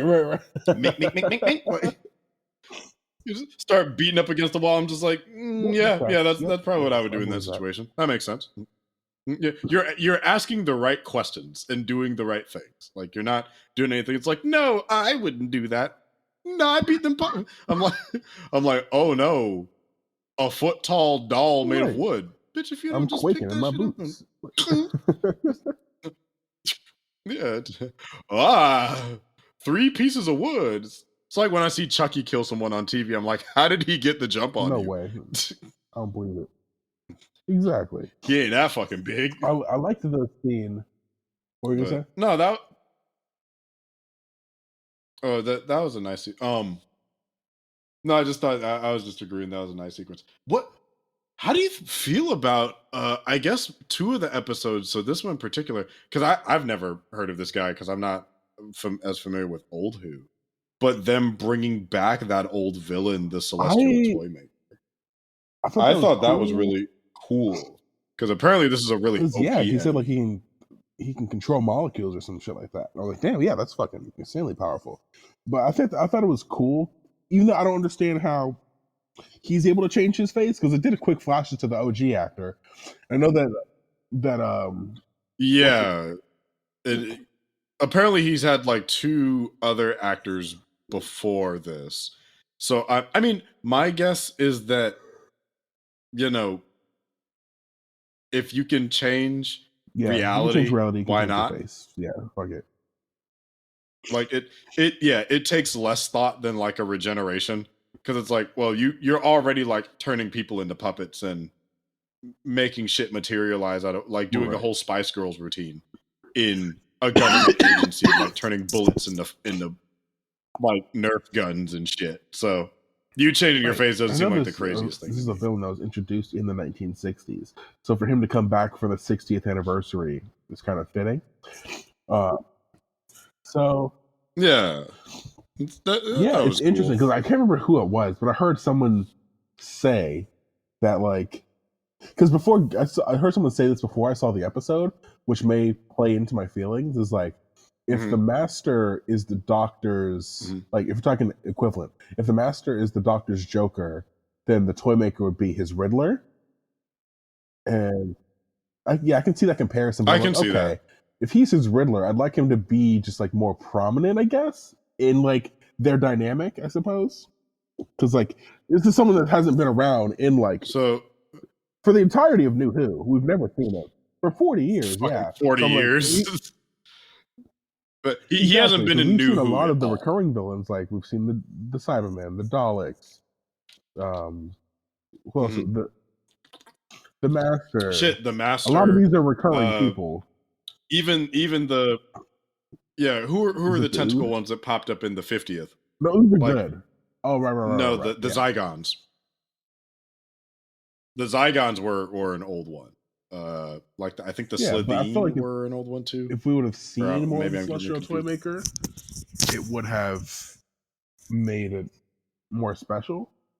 But we don't know this guy from any other villain, so it's just like, oh, it's just another guy. It's no Patrick Harris with a bunch of funky accents. But I thought, very much channeling. Yeah, I liked his performance. I thought he was fun as a villain, but I don't think he was a great foil for the type of episode that we were trying to have. I don't know if that makes sense. Like I like the performance. I like the performance. I like the character. I just wish they would have utilized the character in a more direct way to highlight the Doctor and the Toymaker's relationship. I think it lends a little credence to what you said about if this was a 2-parter, they probably could have done more. There wasn't enough time to feel the threat. Because I don't think it's outside the scope. Like it's perfectly doable. And I wouldn't have minded them expanding more on like what has he been up to for the last, because the only time 50, 60 years.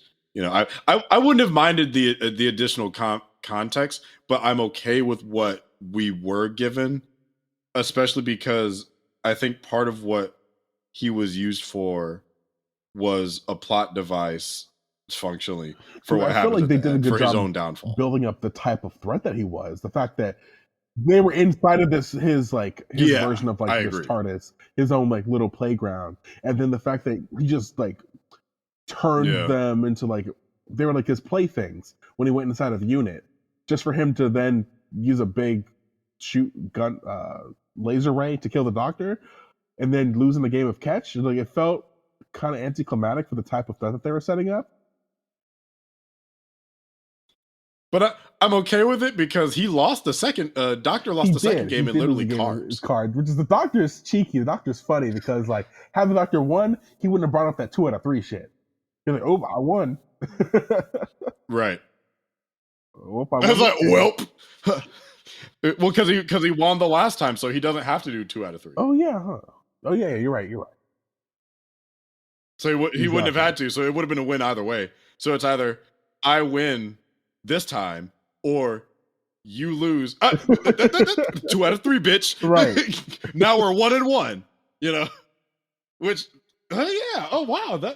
So he okay. Yeah. So he would have had an extra chance had he lost, and he did. So that's what happened. That's actually creative writing, huh? I give them credit where credit is due on that. Now, had he never challenged him to the game, they wouldn't have had the opportunity to end the games. So he was almost like kind of doomed to lose. He either lost then or he lost later. He was set up to fail. Which is kind of funny. Yeah. I'm trying to think if there's anything else we wanted to bring up. I mean, it's always nice to see Kate Lethbridge-Stewart. She's a fine actress. Yeah, I see what you mean about the okay, let's just get into it. The thing they've all been waiting for. To the bi generation. Yes, discussing the bi generation. While watching. Let me see if I have the messages. Because I was texting you as I was watching them, and you know the exact point. When it happened. It's undeniable. There's like a clear so oh yeah, because there was one more thing because it leads right into it. It's like I was like, oh my god, he's just RTD's mouthpiece, where it's talking about like it's like, oh, I just made it where everyone felt like they had this filter, so no one has a filter and everyone thinks they're right. Again, that's what I was saying earlier about like Russell has his message, he says it, drops it right in front of you. There is no subtext and keeps going. He doesn't linger on it. The bi generation thing. I haven't seen his series in a long time, so I can't use the fresh memory of comparison. Was his writing like that when he was the showrunner of Who, or has time changed his writing? Because it felt familiar, but I don't remember the messages being so heavy-handed before. Yeah. I feel like it evolved because I haven't watched him since we were kids either. So my guess is like, I don't think he was. I think Jack was probably the closest because he was just unabashedly pan poly. Like he was just open. He was kissing men, women, aliens. He didn't give a fuck. I think Jack was probably like the loudest example. I'm sure it was there. You know, they were probably like had made statements and jokes and things about like but I think this is the first, I guess now that we're adults and have lived more life, it like stands out way, especially like the climate now and things like that. I think it has certainly ramped up in his age in like the 15, 20 years since he first did it in fucking 2005. But Jack was definitely a clear example of waving like that flag. Right. Message. So yeah. So the first message I sent you, it was what? You sent me back 3 laugh reactions. You said, "Oh, I see you got to the scene."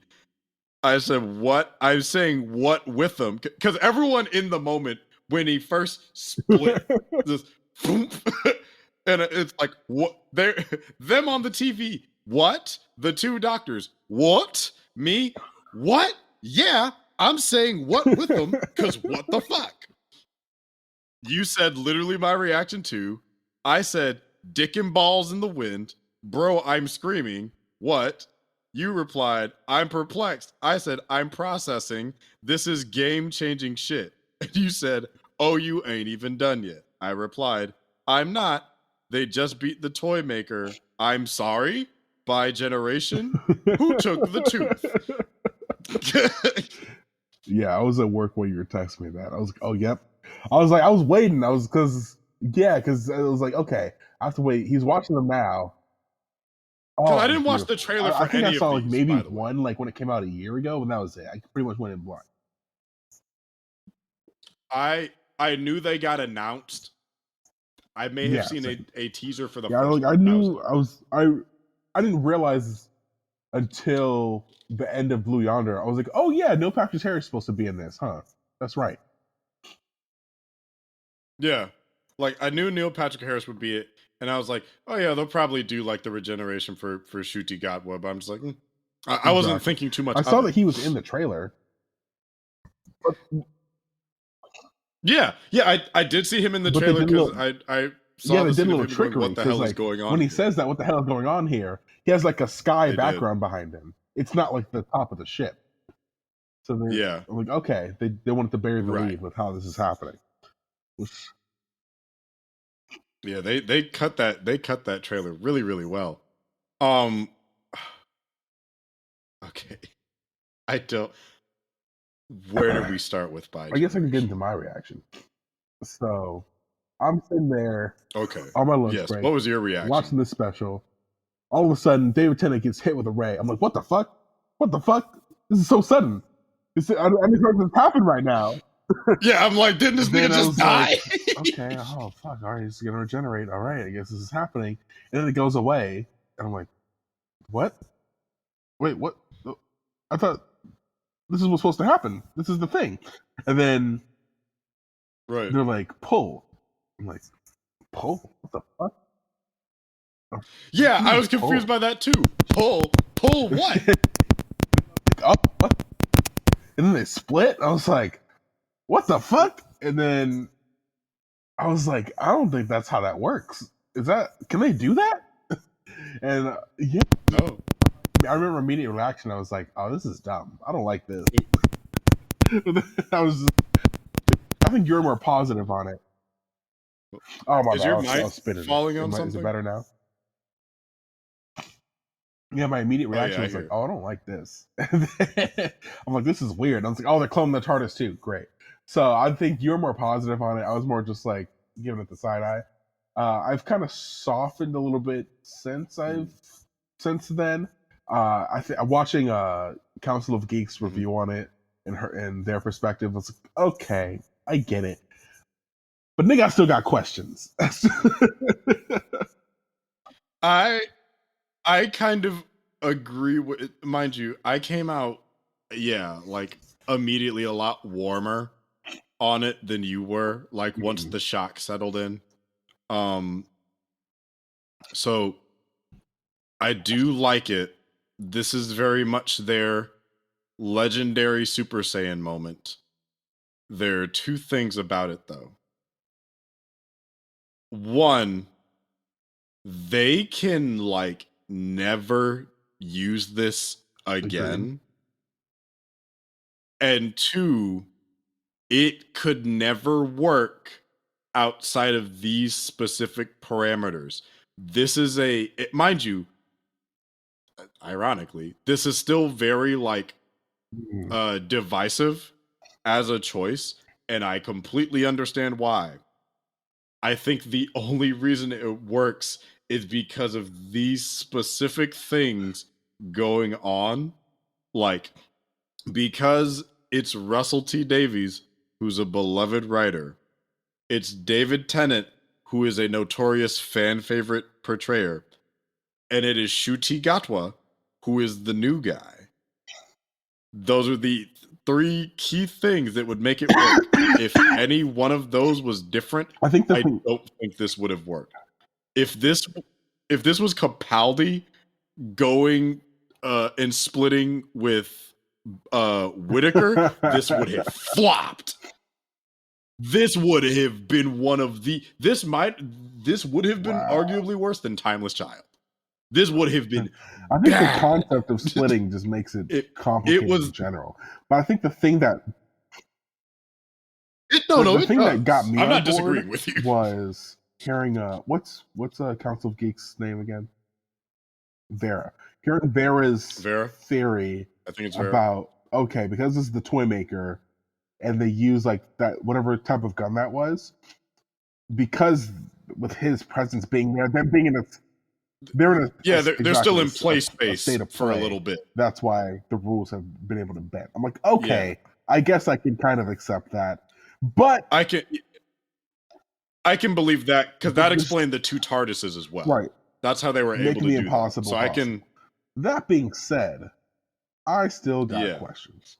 So, with there being now 2 doctors roaming around at the same time, I think that breaks up because the only thing that's consistent about the Doctor is that the Doctor will regenerate and become a new person each time in the same body.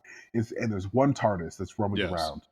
Granted, that TARDIS can be throughout time and the way Doctor moves is not linear, but his personal history is linear. So I have my own theory, but I want to let you finish. I do have a theory his own personal history is linear, right? So by splitting off, then you're now having 2 separate sets of histories that are going on at the same time, because this is now two people, or one guy now split off into 2 people going on adventures, and it's not splitting off your timelines or whatnot. So my question is, which they've technically done before. They did it during the 50th. They hung out, yes. Because they hung out. That's still like he's going to become him. And not that... He's still going to become him. David Tennant's not going to become the 15th because he's still him. So like if David Tennant dies, what does that mean? Does he just die? Does he turn into 15.5? Does he turn into the 16th Doctor? Like what the fuck does that mean now? So here's my theory. 14 is the architect. 14 is the architect. Because the architect was 4. And it was pretty subtextually insinuated that because he recognized that it was when 11 met him, I think it was 11, he recognized that was one of his old faces. And he's like, because that gave him the key to figure out all the bullshit with Gallifrey. It's like, who knows? Who knows? So it seems insinuated that he also revisited an old face. So my thinking is that 14 can kind of do what the fuck he wants, and it would make sense that he settles down and I have an interesting theory based does what off the fuck of he wants. Your theory. So like, what if... my belief is that 14 then becomes the architect. Okay, so he can slide between his old faces. So he can go, but he can now go backwards. Whereas 15 will continue to go forward. Yeah. 14 can now go backwards to different faces. Yeah. Which would be interesting. Yeah. And his TARDIS might be locked away somewhere, or it's the museum. Who knows? Yeah. Who knows? Like that was the thing that came to mind when I was thinking of it, because I'm like it's just vague enough that I think it works with all the weird bullshit. But the fact that they have already introduced the fact that the Doctor has met a future past version of himself at the 50th during Day of the Doctor. Yeah, he met someone who clearly knew who he was, and he clearly knew who he was. He's like, but you don't look how I looked when I was you. And it's like, yes, I do not. 10 a.m. and 11? No, with 11 and 4 as the architect. Okay. When the Doctor met the architect in the museum. The curator. Or the curator, sorry. Okay. I think that's what it was. Yeah. So I think 14 will become the curator who knows all this shit that's going to happen to him. Right. Interesting. Because he's been there, but he's just not going to intervene because he's retired. And I think that's one of the thematic purposes that they really highlighted between 15 and 14 is 14 can stop running and kind of be at peace with all of the shit that's happened up to this point. And 15 is like fresh out of therapy, and he's young and on medication, and off to be his new man and face the world. He's like, I've released my trauma, and you need to just make peace with it. So I think 14 can finally settle down and stop running from his problems and like have a family that, loves him. And that's what Vera pointed out, is essentially 14 and 10 and all of the Doctor's proceeding kind of get a happy ending of sorts, while 15 gets to still have new adventures with new people and do new things. but he doesn't have to carry his baggage with him. 14 has all that baggage. It's like, I need to slow down and take a break. Like, you ever felt really overwhelmed by a period of time, and then you're like, I need to stop and like reorient myself and be with like people I love. So 15 had a line. 14. He was like, "We're doing rehab out of order." So I was just like, I had to process that for a second. I was like, okay, is he saying that 15's already done the rehab, but 14 still needs to go through it, kind of thing?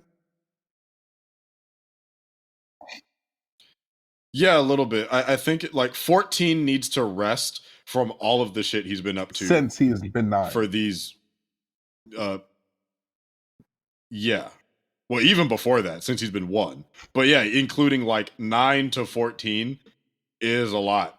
And also, he wiped out half the galaxy before he was 14, and hasn't really stopped to process that. Running. Yeah, while 15 is like, no, I'm gonna be me. I'm gonna do me. I'm healed from that. I'm above that. But you're not. You're still carrying that with you. You need to stop and be around people that love you, so you can figure that out in a healthy, supportive environment. I'm good though. Yeah, 15. I've made peace with literally and emotionally a new man, which is wild. So yes. Yeah, I guess this would be another version of reboot. Or would you argue that each time the Doctor regenerates, it's a reboot? No. This feels like a soft reboot. Okay, because they would still carry the shit. Because I feel I'd say 10.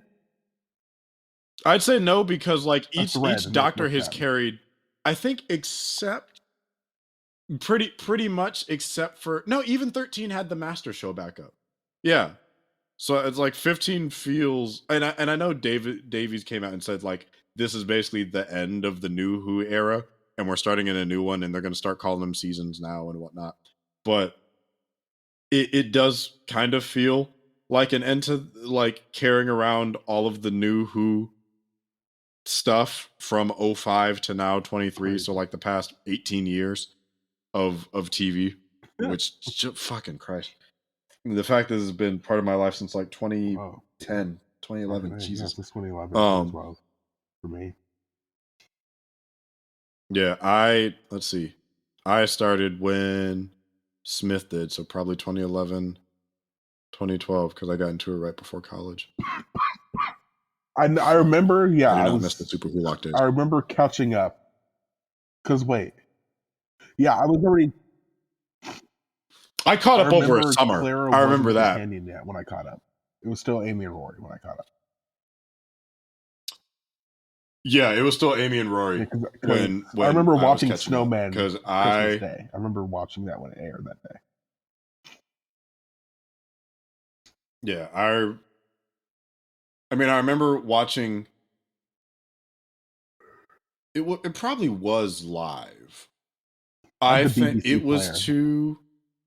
I think it was Smith's second season was starting by the time I caught up. Yeah, because that's one of the ones I was looking forward to. So by the time I caught up, it was like Smith's second season, because I remember he had like the one eye patch and everything, and his hair was longer. Yeah, he switched outfits, I think, halfway through his third season to like the more purple one. He had the tweed jacket. It was after the, what was it called? The Pandoricum? I think that's when I think that's what was starting by the time. I definitely came into. I remember watching it live during Matt Smith's second season, because I remember the trailer going into his third season. Yeah, because that was that the season where he got shot by River, the season where that was like the big mystery dinosaur. Like him and. I remember that. Yeah, dinosaurs in space, or dinosaurs on the moon, whatever it was called. I remember watching that. Yeah, there are a lot of these I remember watching. Live to some degree, or somehow was watching it online and finding ways and talking. Something we didn't really touch on. What do you think of 14's outfit? The 14 fit. He was kind of drippy. Like, he had them custom his vests were matching his suit pants. I'm like, hey, yo, this is kind of lit. I found out I have a blue apparently waistcoat in the closet. I'm like, nah, I need some fits to go with this because he was kind of dripped out. Also, I don't even hold you. He has some style to David Tennant's one of the few men that can pull off just having the top button open and the rest of them fly loose. The top button done. Yeah, he was kind of eating down. I don't even hold you. He had a couple styles going. He didn't wear his jacket that much for the promotion, as much as the promotional photos had him. He didn't wear it that much. He mostly was in like his vest and everything else. Yeah, because did 10 wear his jacket a lot? I don't remember. 10 wore his jacket a lot. 14 didn't wear it though. Yeah, true. Throughout the specials. He had it in the first special. Because I had noticed that. I'm like, that's weird. Where's his fucking jacket? Yeah, and he had it. I think he grabbed it in the third when he was running into the TARDIS. Yeah. What did you think about Ncuti Gatwa's performance with the little bit of time that he had? Right, because I think you texted me. I just finished Sex Ed season 3, so we did not talk. We didn't talk about Sex Ed. Season 4. That's right. Season 4 or season 3? So for me, it was it's fine. It was alright. It could have been better. Yeah, it could have. Otis is the. It was supposed to be 5 seasons, but they canceled. Otis is the goddamn worst. Thanks, Netflix. But what I will say, yeah, he sucked. That actor, Ncuti, that's his first name, right? Ncuti. One, he is magnetic as a performer. He just like has that. He's incredible. He's fucking amazing. Stealer. Every time he's gorgeous. Skin. Yeah, he can act his ass off. Perfect skin. Oh, when he came out, I'm like, glowing. Oh my god, he's glowing. It's what that moment, that thing from My Chicks. Oh my gosh, what a beautiful chocolate man. I think that. So watching him come into Doctor Who, I had a hard time not seeing Eric. Yeah, and I was just like, okay, he's just Eric, just like dressed less flamboyantly. Okay, he just doesn't have like the right. Somehow less flamboyantly in a button down because Eric's done it for the 90s. He got his colored fits on. He has his makeup on. So like he's out there killing. Yeah, Eric's a peacock for sure. Eric's a peacock. God, he was so fucking good in Sex Ed, even though Eric kind of sucked as a character. He was fantastically But the thing I will say is that, one, it's always hard to get a grip on a doctor's personality their first episode in, and like what they're going to be like. As the 10 and 11 were pretty good, because like, I felt like they had like distinct kind of like what's going on kind of energy happening, and plus Ncuti had to share the screen with 10, so he didn't get that chance to be by himself to figure out what it is. Because I think this is the first time we've seen a doctor regenerate in front of people, regenerate in front of a group of people.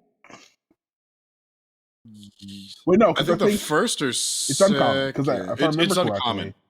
I believe 11 generated into 12 in front of Clara. I agree. That's the one I was thinking of. But no, it is. He generated in front of Clara, so it's hard to really get a grasp on that. But I will say, he still has that charismatic energy. He brought, he had to share it with. Yeah, he does. Two of the most charismatic men working right now, with Neil Patrick Harris and David Tennant. He had to hold his own against them. Yeah, he had to hold his own. And damn. And he did good. And I felt like he's still perfectly fine. And it's interesting. No, we've only gotten a little taste of him, but judging off of that little teaser we got, which we can probably talk about a little bit, and what we got of him, if David Tennant is neurotic, okay, no, because I feel like if you had to assign an adjective between a neurotic and eccentric, who would you assign that to? Between Tennant and between 10 and 11, I'd say 10 is eccentric. Okay. 11 And I is think neurotic. 15 is sassy. Yes. Yeah, All we the haven't had a way. Very sassy much. doctor, which is interesting. He's like, okay, honey, Very. get out. I was like, okay. Yeah, like don't get me wrong, all of the doctors have an element of sass to them. Like they're very like quick to make comments and kind of like they don't talk shit, but they'll say like slick shit. Like somebody will point a gun at them, he's like, please none of those. Like what are you doing? No, out of my face. But it manifests in different ways. Like 12 is very no nonsense. 11 will like casually like walk around it. 10 will kind of speak to you. 9 will be like, oh, what are you gonna do? Shoot me in the face, you know? But 15 seems like 15 very much is giving like no, honey. Bitch. Come on now. Honey, a gun with those shoes? And then you look down and he like smacks it upside out of your hand or something. Because then your dumbass would look down and be like, "What's wrong with my shoes?" No, I feel like he's gonna be a clown. I feel like come on. No, I feel like he's gonna have. Come jokes. with me. He's gonna have jokes. But the thing I will say, absolutely, but I think he's exactly. I think he has a tenderness to him too that I like because he kissed sassiness, 14 on the head, so it's like sassy but sweet to him, which is going to be interesting. This is a good quality for yeah to have. Something I will say, which is like I guess it's a personal preference. I want him to grow his hair out. I don't like the murder one for the doctor. I need the doctor to have some hair.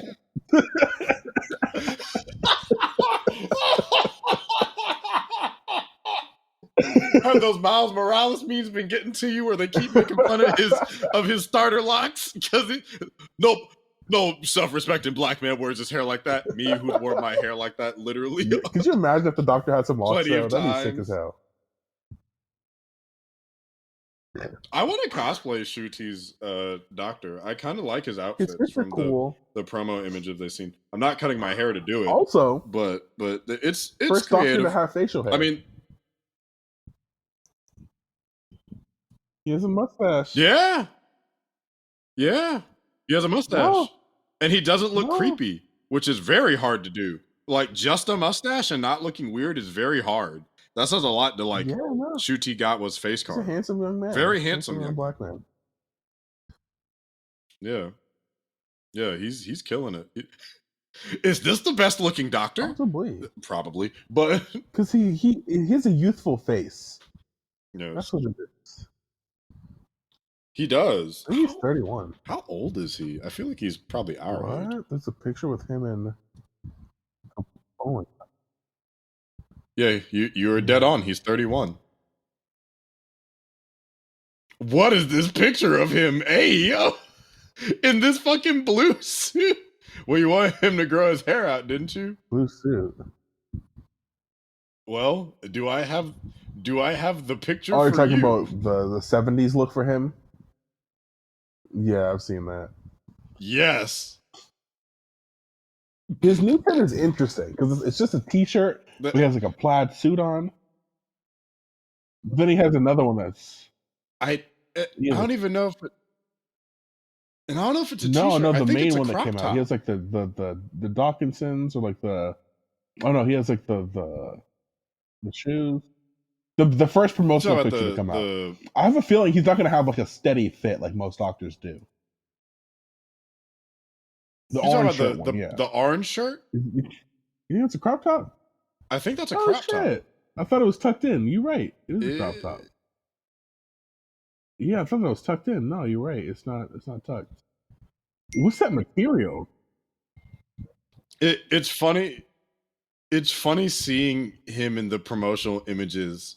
He looks way more serious than his energy is in like any of the things I've seen him in between Sex Education and this. Like he looks like he talks like Denzel. My question is, who's the doctor's barber? He has to go to a black barber now. Oh, you're right. Probably the TARDIS. That's making sense. What is this? Hold on. what is this fucking Hamilton ass fit that he has on? The one to the far right. Okay. Why did this nigga look like Aaron Burr, sir? Aaron Burr, sir. Can we confer, sir? He looks like he took 10 paces. Shoot! Can we confer, sir? A.Ham. Oh, man.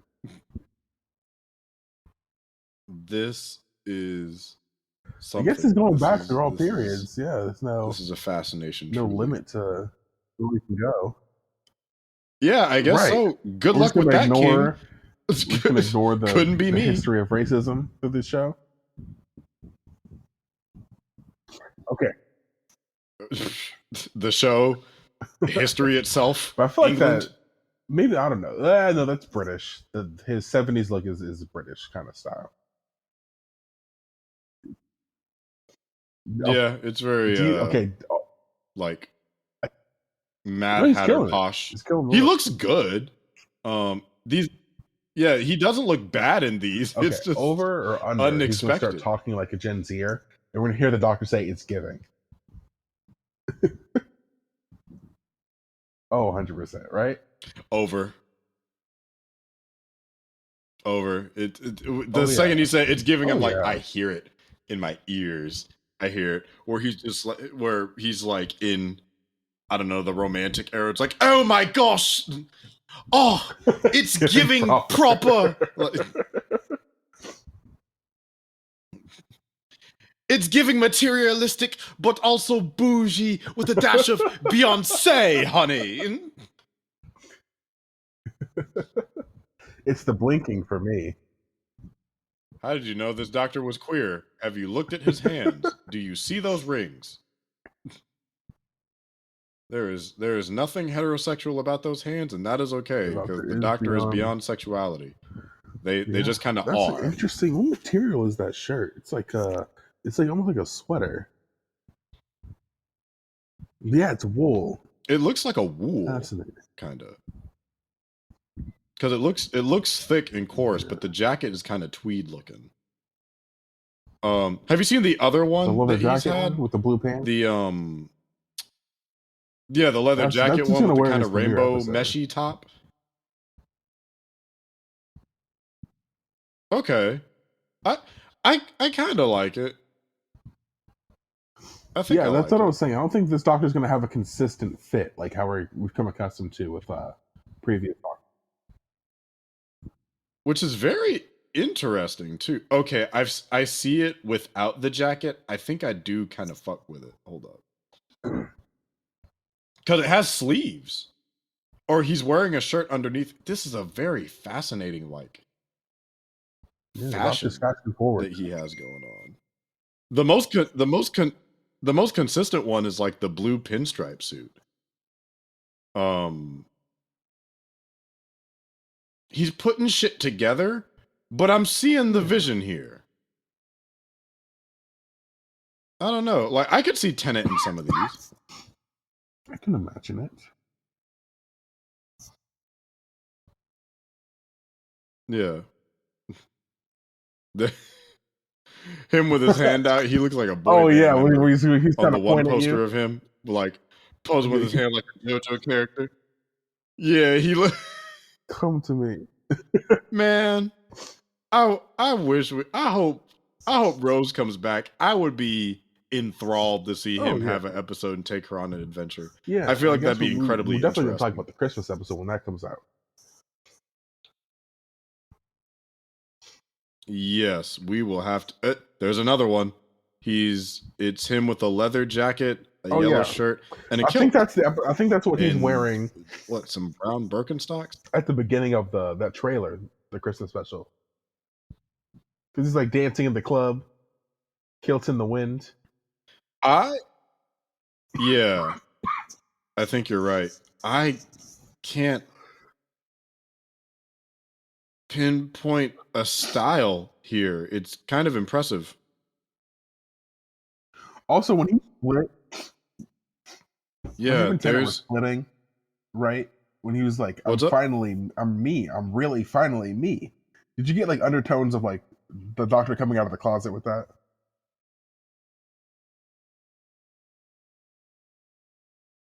I can see it. I did not get it. Like, the Doctor's already been like, he's already non-binary, I guess technically, but that's what.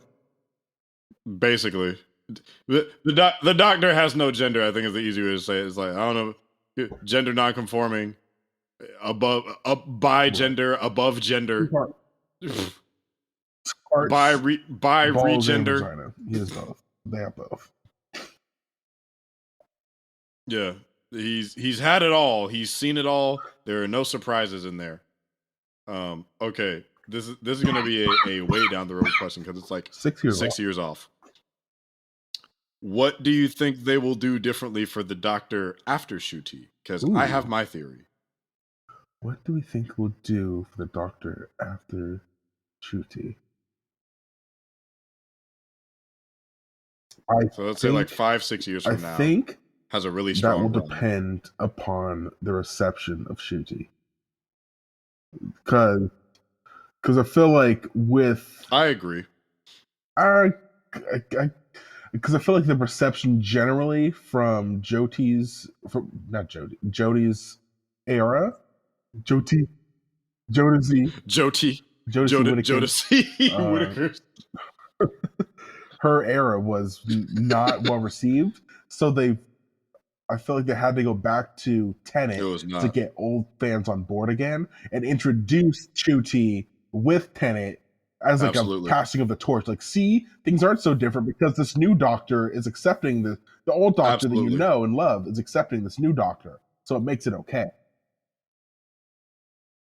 But your old Doctor isn't dead. Exactly. He's just at home with Donna. Yeah. And his niece. Interesting. Maybe they'll go back to a woman. Maybe they'll try a different race. I don't know. That's tough. If it, I hope it goes well, just because I really like Ncuti Gatwa and I've liked Russell's writing so far. There's probably going to be a couple weak ones here or there, but that's just rolling the dozens. My guess, Asian woman. Okay. Asian woman. This is gonna sound really bad. Doctor Who is the reason I found out that British Asian women exist, and I'm not talking Indian. But wouldn't that be something? That still falls under what I said. They've already had an Indian woman companion with 13. Indian woman Doctor. It wouldn't be the first time they revisited because Capaldi was an actor in the Volcano episode. He was the dad. I feel like they'd either continue to push the mold or they get scared and go for somebody who's like something they haven't done, but it really depends on the reception. Is like go for someone like recognizable or familiar, right? Like I guess now they've also technically done older black woman. with that retcon, like if it goes really bad, I don't think they would ever do it. But like, I think, what if you see Chuti's final episode, right? He regenerates, and it's Andrew Garfield. Mm-hmm.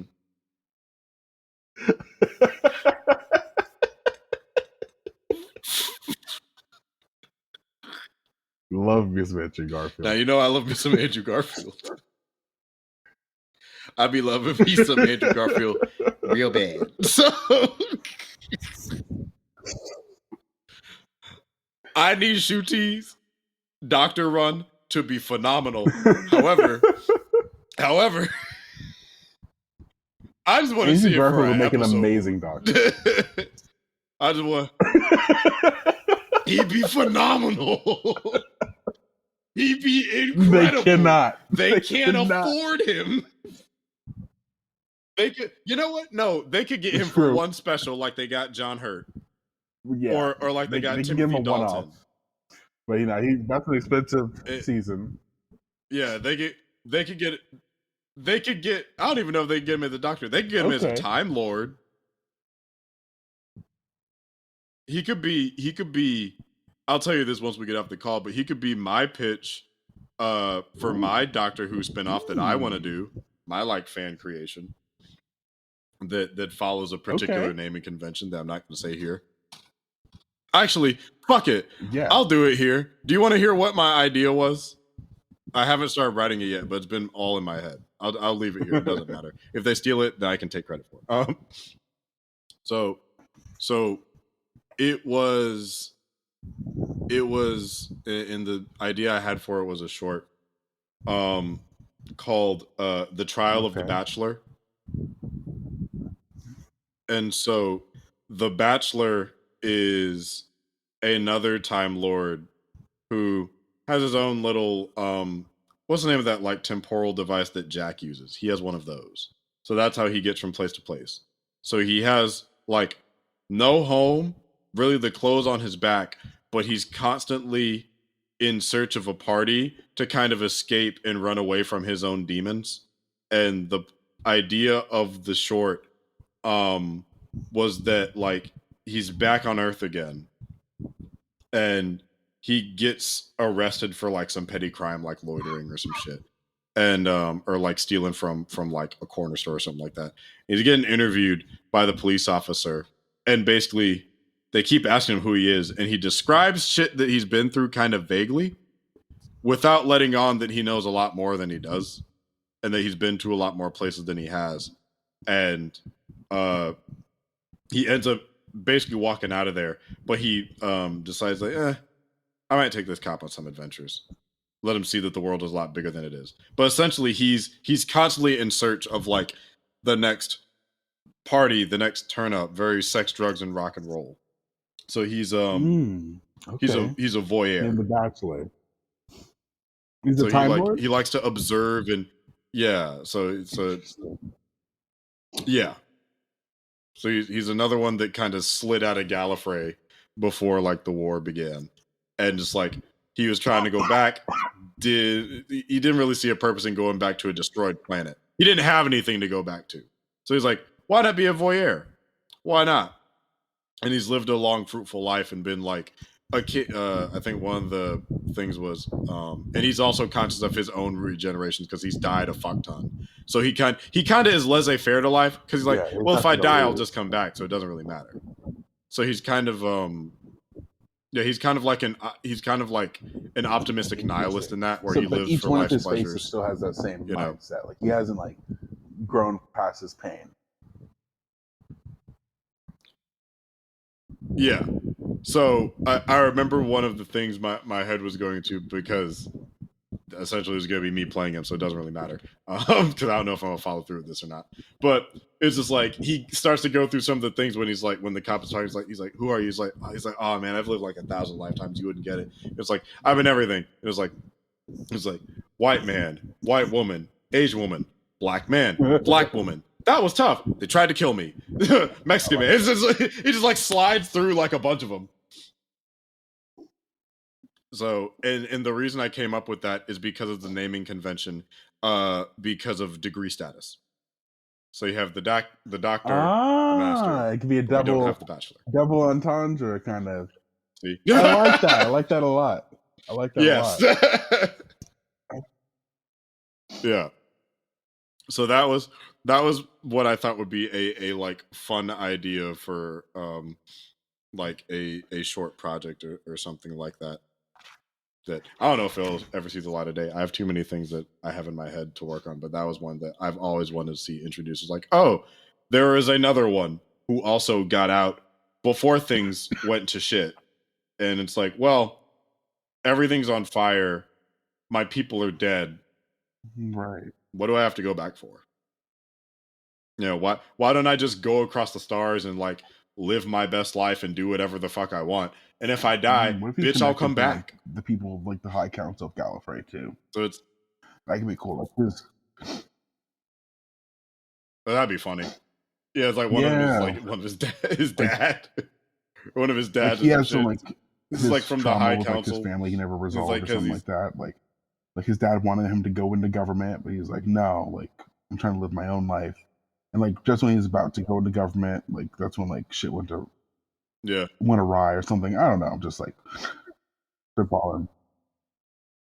It's like shirking his responsibilities and ignoring things, and then shit goes left in the war with the Daleks, and you know, it's like, oh boy, I think what also I wanted to be a particular character note is that while he's lived a long life and learned a decent amount in terms of being like clever, he's not like on par of like the intelligence or cunning of like the Doctor or the Master. He's just like witty. Oh, okay. And he's a good talker. Like he's witty, he's good on his feet, he's a good talker, but he's not like this super high-minded like that. Like, it's not to say he's stupid, you know, because it's like he's like ruled nations and shit on other planets and whatnot. But it's not like, oh, I'm gonna take like he's not gonna MacGyver shit out of a situation. Because the part of his brain that he has to, he's like more arts. He's not like, here's my intricate plan to take over 9 realms, or it's not like, oh, I'm gonna, you know, through the power of like friendship and this gun, I'm like, gonna. He's on the fly. Like, yeah, like he's like he's on the fly, on the moment. Like he can be advantageous. So that's it's kind of how he operates. So it's like if his morals are different too. He's a lot more lax on shit. So it's like oh, you wouldn't shoot me. You're kind of no pow. Okay, so like, if the Doctor, so why would I not shoot you? Why would I? Okay, so how would you, if we're going by like class systems here, right? Of like lawful good, chaotic good, evil. What are the terms again? So, no, yeah, lawful, chaotic, and neutral. If the Doctor, would you say the Doctor is chaotic good or neutral good?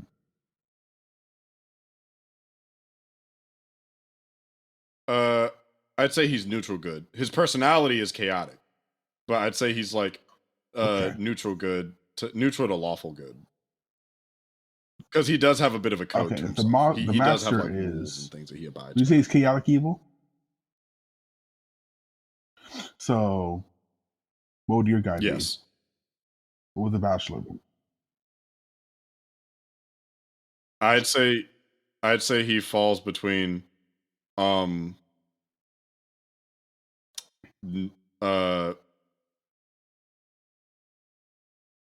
lawful evil and chaotic good.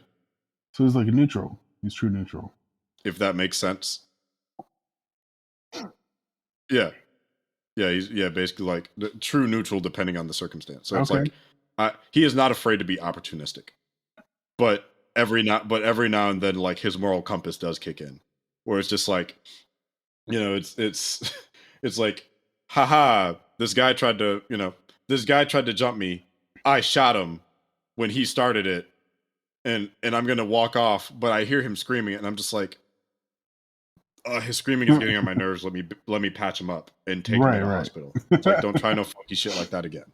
It's like, so it's like it's very circumstantial. But if it's a case of like, you know, it's like, yeah, somebody's screaming far away. Pay you. Oh no, somebody help me.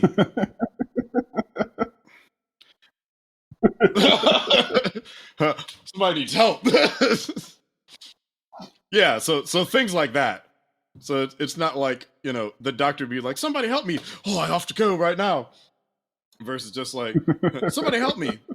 I'll pay. He's a sex, drugs, and rock and roll, chaotic neutral. Would you say? I was gonna say like Han Solo, but like Han Solo is more good than he is neutral. He's a dick. Yeah, he's just a dick. Versus this guy is like he's what's the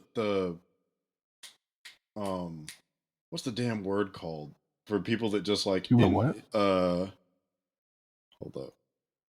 Maybe what's the description that you're? I'm forgetting the word. It's like people that enjoy like he's a hedonist. That's the word I was thinking of. I mean, he's a voyeur as well. Like he likes to observe things, but he's a hedonist. He likes to partake in like pleasurable things, fun things. He likes living a happy life because that way I can keep the pain quiet. The more fun I'm having and the louder the music is, the quiet the voices are. of me feeling like I failed and abandoned my people and my family. You know, the less that goes on inside, the better I feel on the outside. So I will just continue to muffle that with my actions. So it's like I am addicted to the thrill of dopamine, because when things feel good, yay for me, You and I said you don't have envision this to as a actually short? tackle my own problems. You know, so the short itself is basically kind of a bottle of him being Oh, okay. I interviewed by see. the cop. So a lot of this kind of comes through in the conversation of him trying to figure out, it's like, who are you? You know, and he's just like vague, somewhat nonsensical platitudes, kind of a delusions of grandeur vibe. It's like, well, it's like, I've been a great deal of many things across the stars. You know, a king to some, a slave to. Damn, the river got him. Oof. Oh yeah, yeah. He's a hedonist, voyeur, shit like that. You know, like to travel around, Mm-hmm. all that jazz. Fucking All these that hoes. shit. Oh, I don't think we. Oh, I don't think we heard you say your thoughts on um, Chuti's performance. Oh yeah. I thought he was good. I'm curious to see more of him to get a better read on his identity. But he was super electric and engaging. But he's just like that as an actor. So Right. like I like the fact that he came out the gates kind of swinging and Mm-hmm. ready. Um, so I liked it, but I love he was my favorite actor in Sex Ed or Sex Education. So. Yeah, I agree. Okay. So did you watch the trailer for the Christmas special? I did. I'm excited and very interested to see where it goes. Especially It's with this interesting that this to- companion he'll be like, having. yeah, I know it's only like a minute worth of footage, but tonally it already looks different from uh, David Tennant's little stint. Mm-hmm. And yeah, I'm just curious to see what. Obviously, different Doctor invites a different tone for the show. Right. No, the Doctor sets the tone. Right. So I'm just curious to see what that tone is. Because also they released a music video for the Trolls. Did you see that? No. The villains of the Christmas special. They're like a little music video drop. We get a little bit more of them. Also, something we should address is what are your thoughts on his new sonic screwdriver? It looks like a butt plug. Does This is the not first look thing like I a told you. screwdriver. I'm like, what is this? The sonic anal plug? Like, what is this? It's all round. It's shaped like an 8. It is shaped like an 8, which is it looks like more of a remote than a screwdriver. Right. Because Jody's look like a little wand almost, like a little Harry Potter wand. Yeah, it And did. And we had plenty of traditional ones. So this is a very atypical one. It kind of looks like a remote. yeah, like a butt plug remote, Yeah. an electric butt plug. The the sonic butt plug. Go. What do you? Strangely enjoy this. This is awakening some things within me. Imagine there's like a makeup mirror inside of the Sonic. What in the Sailor Moon is this? Gotta accessorize, honey. Relax those cheeks for me, boy.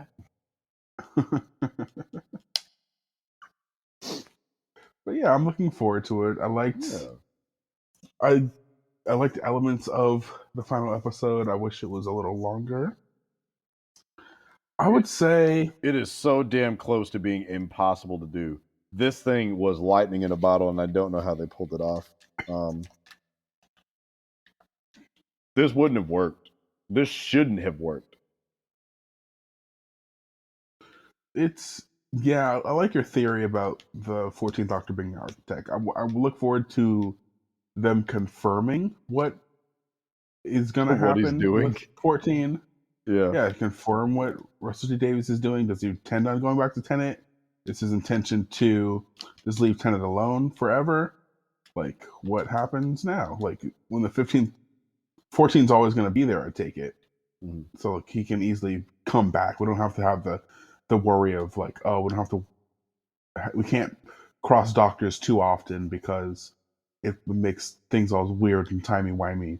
But fucking A, imagine for them for the 70th special, they do like a redux of like the 5 doctors. I fucking hope. Look, if you gotta massage Eccleston's balls for 2 days to get him to come back, fucking do that shit. And bring back 8, please. God damn it. Like, John Hurt's already dead. We're running out of doctors. Like, we're lucky that as many of them are alive as they are. God bless them taking care of their bodies and their health. But yeah, we're not getting a whole lot of chances. Look, even though they're not my doctor that I grew up with, far be it from me to not be excited to see more of them together. Exactly. I'm know. trying to see And what bring back 11 more is old like. companions while you're at it.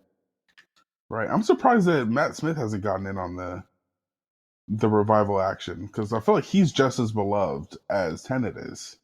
Yeah, I think there's a decent likelihood he would come back. But I guess for He's still very young.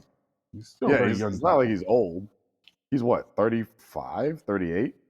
He's not Something that like old. Like, Tenet's in his 40s. He looks really good for his age, too.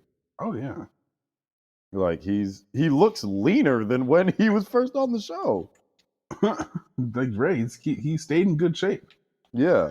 The thing I love about David Tennant, though, is the fact that he's like a really diverse actor. Like, him as Kilgrave is so different from him as the Doctor. It's so different from him, like in I didn't really watch Broadchurch, but I've seen him in like, didn't he do that show like Good Boys? I thought about it, but I never did end up giving it like a fair shake. I was curious about watching Broadchurch. But yeah, he's a very diverse actor.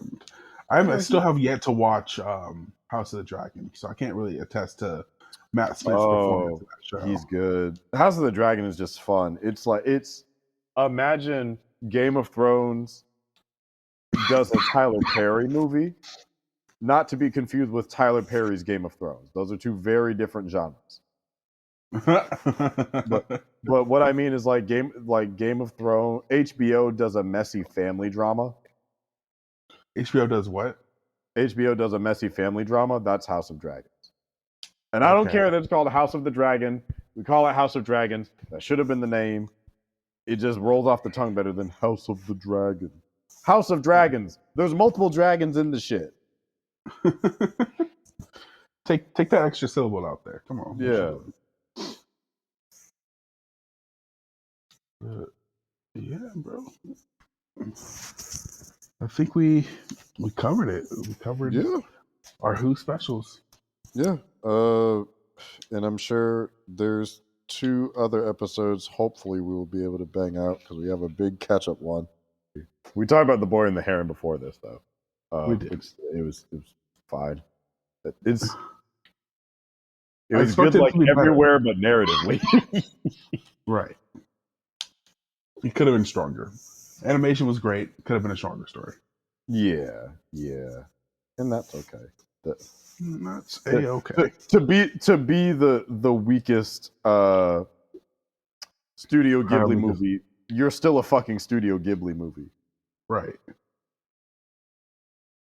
You know, it's like oh man, you're only the bronze medal Olympian. You're still a fucking Olympian. You're still a fucking Olympian. So. God, I'm trying to think. Is there anything else of note? Aside from, I mean, we talked about the Doctor Who stuff. GTA 6 trailer looks good. Oh yeah, GTA 6 trailer looks good. The fact that the GTA 3 and San Andreas and Vice City are playable now on mobile is insane. Yeah. How far phones have come. Yeah, Could you imagine telling that to somebody in like 2005? Oh yeah, you can play the game on your phone. Just give it like 15 years. You're actually making me want to check it out. Oh, once we're done here, we got the trailer for If. That looks good. What? It looks like a lot of fun. We got some trailers Yeah, for some other stuff too, didn't we? The behind the scenes thing for If said John Krasinski's goal was to make a live action Pixar movie. Well, he's doing it. He's definitely doing it. Good on him. You know, I hope it's good. Very different from his. Yeah, I feel like if he keeps it up, he's gonna have one of those diverse film profiles like Spielberg, because from very different kind of movie than The Quiet Place is. Mm-hmm. Yeah, and he's been working on this film for like 7 years. Like he had the idea 7 years ago. Damn, bro. Right. Good luck to him. Does Yu Yu Hakusho drop tonight? It did drop. Oh, fuck. Oh, I'm worried about that. I'll have to watch that and see if it's any good. Oh, yeah, you can give your review on that one because I don't have any skin in the game on that one. Oh, brother. Oh, it's a TV series. It's not a movie. Oh, yeah. I thought it was a movie. That doesn't make my hopes that much better, but all right. I guess I'll have to give that a watch at some point, but I don't know. Anything you want to plug? I saw X. Oh yeah, that was great. I really loved I saw Thanksgiving. That shit was actually pretty fun. That was fun. I saw it was one of the most movies of all time. One of the what? I said it was one of the most movies of all time. Yep. It was a movie, and it was the most of it. It was entertaining enough. Had some good deaths. It is Eli Roth's best movie in my opinion, which is a very low bar to clear. I thought it was a lot of fun. I saw the killer coming, but also the fact that 2023 motherfuckers are still trampling people on Thanksgiving. I'm like, people don't do that shit anymore. Man, I was pissed when old boy got killed right at the beginning. I'm like, damn, we still can't get one, huh? Ooh, still the first one to die. Speaking of enjoyable movies, though, I need you to see American Fiction as soon as you can. I want to. I thought it comes out on the 20th. It comes out. So I saw it today. I went to AMC in Burbank and is caught it the out? showing. When does it's that out? Cut out? It comes on the 15th, which is today, technically. Where is it? It's a limited theatrical release on the 15th, which is today, with an expansion on the 20th. Okay, I need to see if I can get this, or if I can see it, because I saw the trailer for it and it looked great. I wanted to see it. I like the cast, and the premise sounds fucking hilarious. Yeah, I watched part of the trailer. I would say just try to go in as blind as possible. Well, I mean, I remember enough to know that I was interested in the premise. Oh God, Wonka's out. Oh yeah. Ugh. I'm not gonna see it, but if you do, tell me if it's worth it. I'm probably gonna watch it tomorrow. To be honest, I got an A-list, so I'm like, yeah, fuck it, why not? I still need to see Saltburn at some point because of your recommendation. Yo, you definitely need to watch. Oh, you need to watch Saltburn and you need to watch Poor Things because there's some shit in that movie, and both those. That's true. We need to fucking talk about. Holy shit. Poor Things is one that I'm curious about because I like Emma Stone and I haven't seen her in anything to watch. Oh, Iron Claw comes out next week. Ooh, I do want to see that. The wrestling one with Zac Efron and the white dude from The Bear, Jeremy Allen White. Yeah, no, I want to see that one. Also, the Boys in the Boat looks mediocre though. The Boy in the Boat? What the fuck is that? The Boys in the Boat, about that Olympic rowing team. Oh, I saw the trailer for that. I don't give a shit about that movie. I don't either. I'm just like, George Clooney greenlit this about shit. White men rowing boats. Yeah, I'm good. I'm chilling. Yeah, in like the 40s, I'm like, bro, it's an inspirational story about a bunch of motherfuckers in a boat doing this. Right. No, I don't care. I'm good. Also, yeah, it was crazy. I know it's Ridley Scott and it's Joaquin Phoenix. I still could not give less of a shit about watching Napoleon. Who gives a fuck about Napoleon? Clearly, Ridley Scott. You know who gives a shit about Napoleon? White guys that still think about the Roman Empire. Yep. Oh, we lost somebody this week too. Old boy from it's Brooklyn Nine-Nine. Brooklyn Nine-Nine. Yeah, he passed away. Oh man. Yeah, I never saw that show, but that's really sad. I didn't either, but I saw snippets of him and he was funny in it. I don't know. Anything else? Anything you want to plug before we disappear? No, just had some. We watched That's My Boy on the Real Rejects. You should check that out. It was a fun review. It was a fun reaction.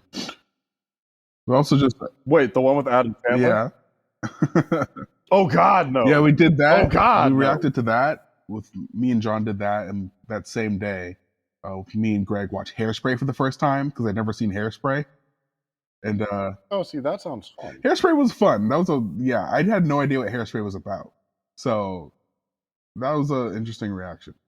That was a fun one. Okay. Have you seen Hairspray? I've seen snippets of it. Okay. Why is Audition coming to the Alamo? Absolutely the fuck not. What's Audition? Audition is a Japanese horror movie about a man who auditions women to be his girlfriend after his wife dies. And I will tell you nothing else about it. Interesting. And you've seen this movie already? I have seen it, start to finish. Oh, I watched it, I think, last year. And it's going back to theaters right now. It's going to be at the Alamo. Okay. I may have to check it out. It's from like 99. Ooh, another movie we should both check out is it's a movie that just dropped on Netflix. The new Ethan Hawke, Julia Roberts movie. There's a couple I've been meaning to check out. There's that new one with Natalie Portman that I need to see, and then there's another one called like It's the End of All Things. They Left You at Home or some shit like that. Yeah, I think that's the Ethan Hawke one I'm talking about. Yeah, something like that. Okay, maybe it is. Those are two that I also need to see. God damn, there's a lot of shit. I still need to watch fucking Past Lives. Oh man, Past Lives is great. I know, because I really want to see it. I feel like it's gonna top my list, but I need to sit down and. I think Poor Things is gonna make my list. I still need to see a few more movies, but yeah, I need to watch American Fiction again to see where it ranks. Because I kind of fell asleep in the middle of it for like sections, not because I was bored, just because I had itis, I guess. No, that happened to me too with -1. I was annoyed too because it was like near the end. Ugh. I just got hit, and luckily it wasn't anything too important. But I do it, and then it happened to me last night with The Boy in the Hair. Oh man! So you aren't alone. It's a pain. It really is though, because like it's involuntary. You can't help it. That's what happened to me with Dix the Musical. I was just like, if I wait for motherfuckers to see Dix the Musical, I'm not going to see Dix the Musical. Is Dix worth watching? It's an experience. I didn't get around to watching. It's definitely an experience. So I would say yes, you should watch it. That doesn't bode well. You just saying shit. It's a musical with people in it. They sing and dance. It's out of pocket. It's wild. And yes, you should check it out. You should check it out for the fact that A24 made a musical. And the even bigger reason, you specifically should check it out because it's your girl Meg Thee Stallion. I know Meg's in it. I heard the song. And she has her own number in it. And I need your opinion on it. I know. I'm well aware. It's a choice. It's a choice. You didn't watch it online, did you? No, it came up in Spotify, so I haven't seen it in context. Oh, but you heard it? I listened through half of it. Another day. Another day. Yeah. I'm getting the impression she didn't write that song. What a shock. One that involves her not even like rapping, but rippity rapping. I'm just like, this ain't her style, but okay. Yeah, it's like whoever made Ice Spice do that feature for It's Taylor like musical rapping. Now you know she did, right? Yes. Which is different than her style. But not like Lin-Manuel Miranda musical. She's very much. and we rap off the beat, and we rap like this, and you know we're gonna go and we'll catch some fish, and another da da da da da da da. I don't know why that reminded me of the cha-cha. When I sent you, come on everybody, do the cha-cha because you're gonna call me Papa. But he was kind of floating on that though. I'm a little mad about it. That might be the outro because he was kind of. I've never heard anybody freestyle over the fucking cha-cha slide. I give him credit where credit is due. Nobody would think to do that We shit. kind of ate on it though. Gonna take her out to dance, do the cha-cha. Gonna try and hit a like a cha-cha. Okay, there's like nowhere to see. I know we're definitely about to close out the episode in just a minute. There is nowhere for me to find American Fiction. Really? It's not playing near you at all? No. Even if you check next week? Yeah. Hella weird. Well, that'll do it for us today. If you would like to find me, you can also find me on Instagram at Will the Greatest or on TikTok at will.thegreatest. Yeah, don't forget to like the show, share the show, follow the show, rate the show 5 stars. We'll catch up with y'all next time on these things that we be doing.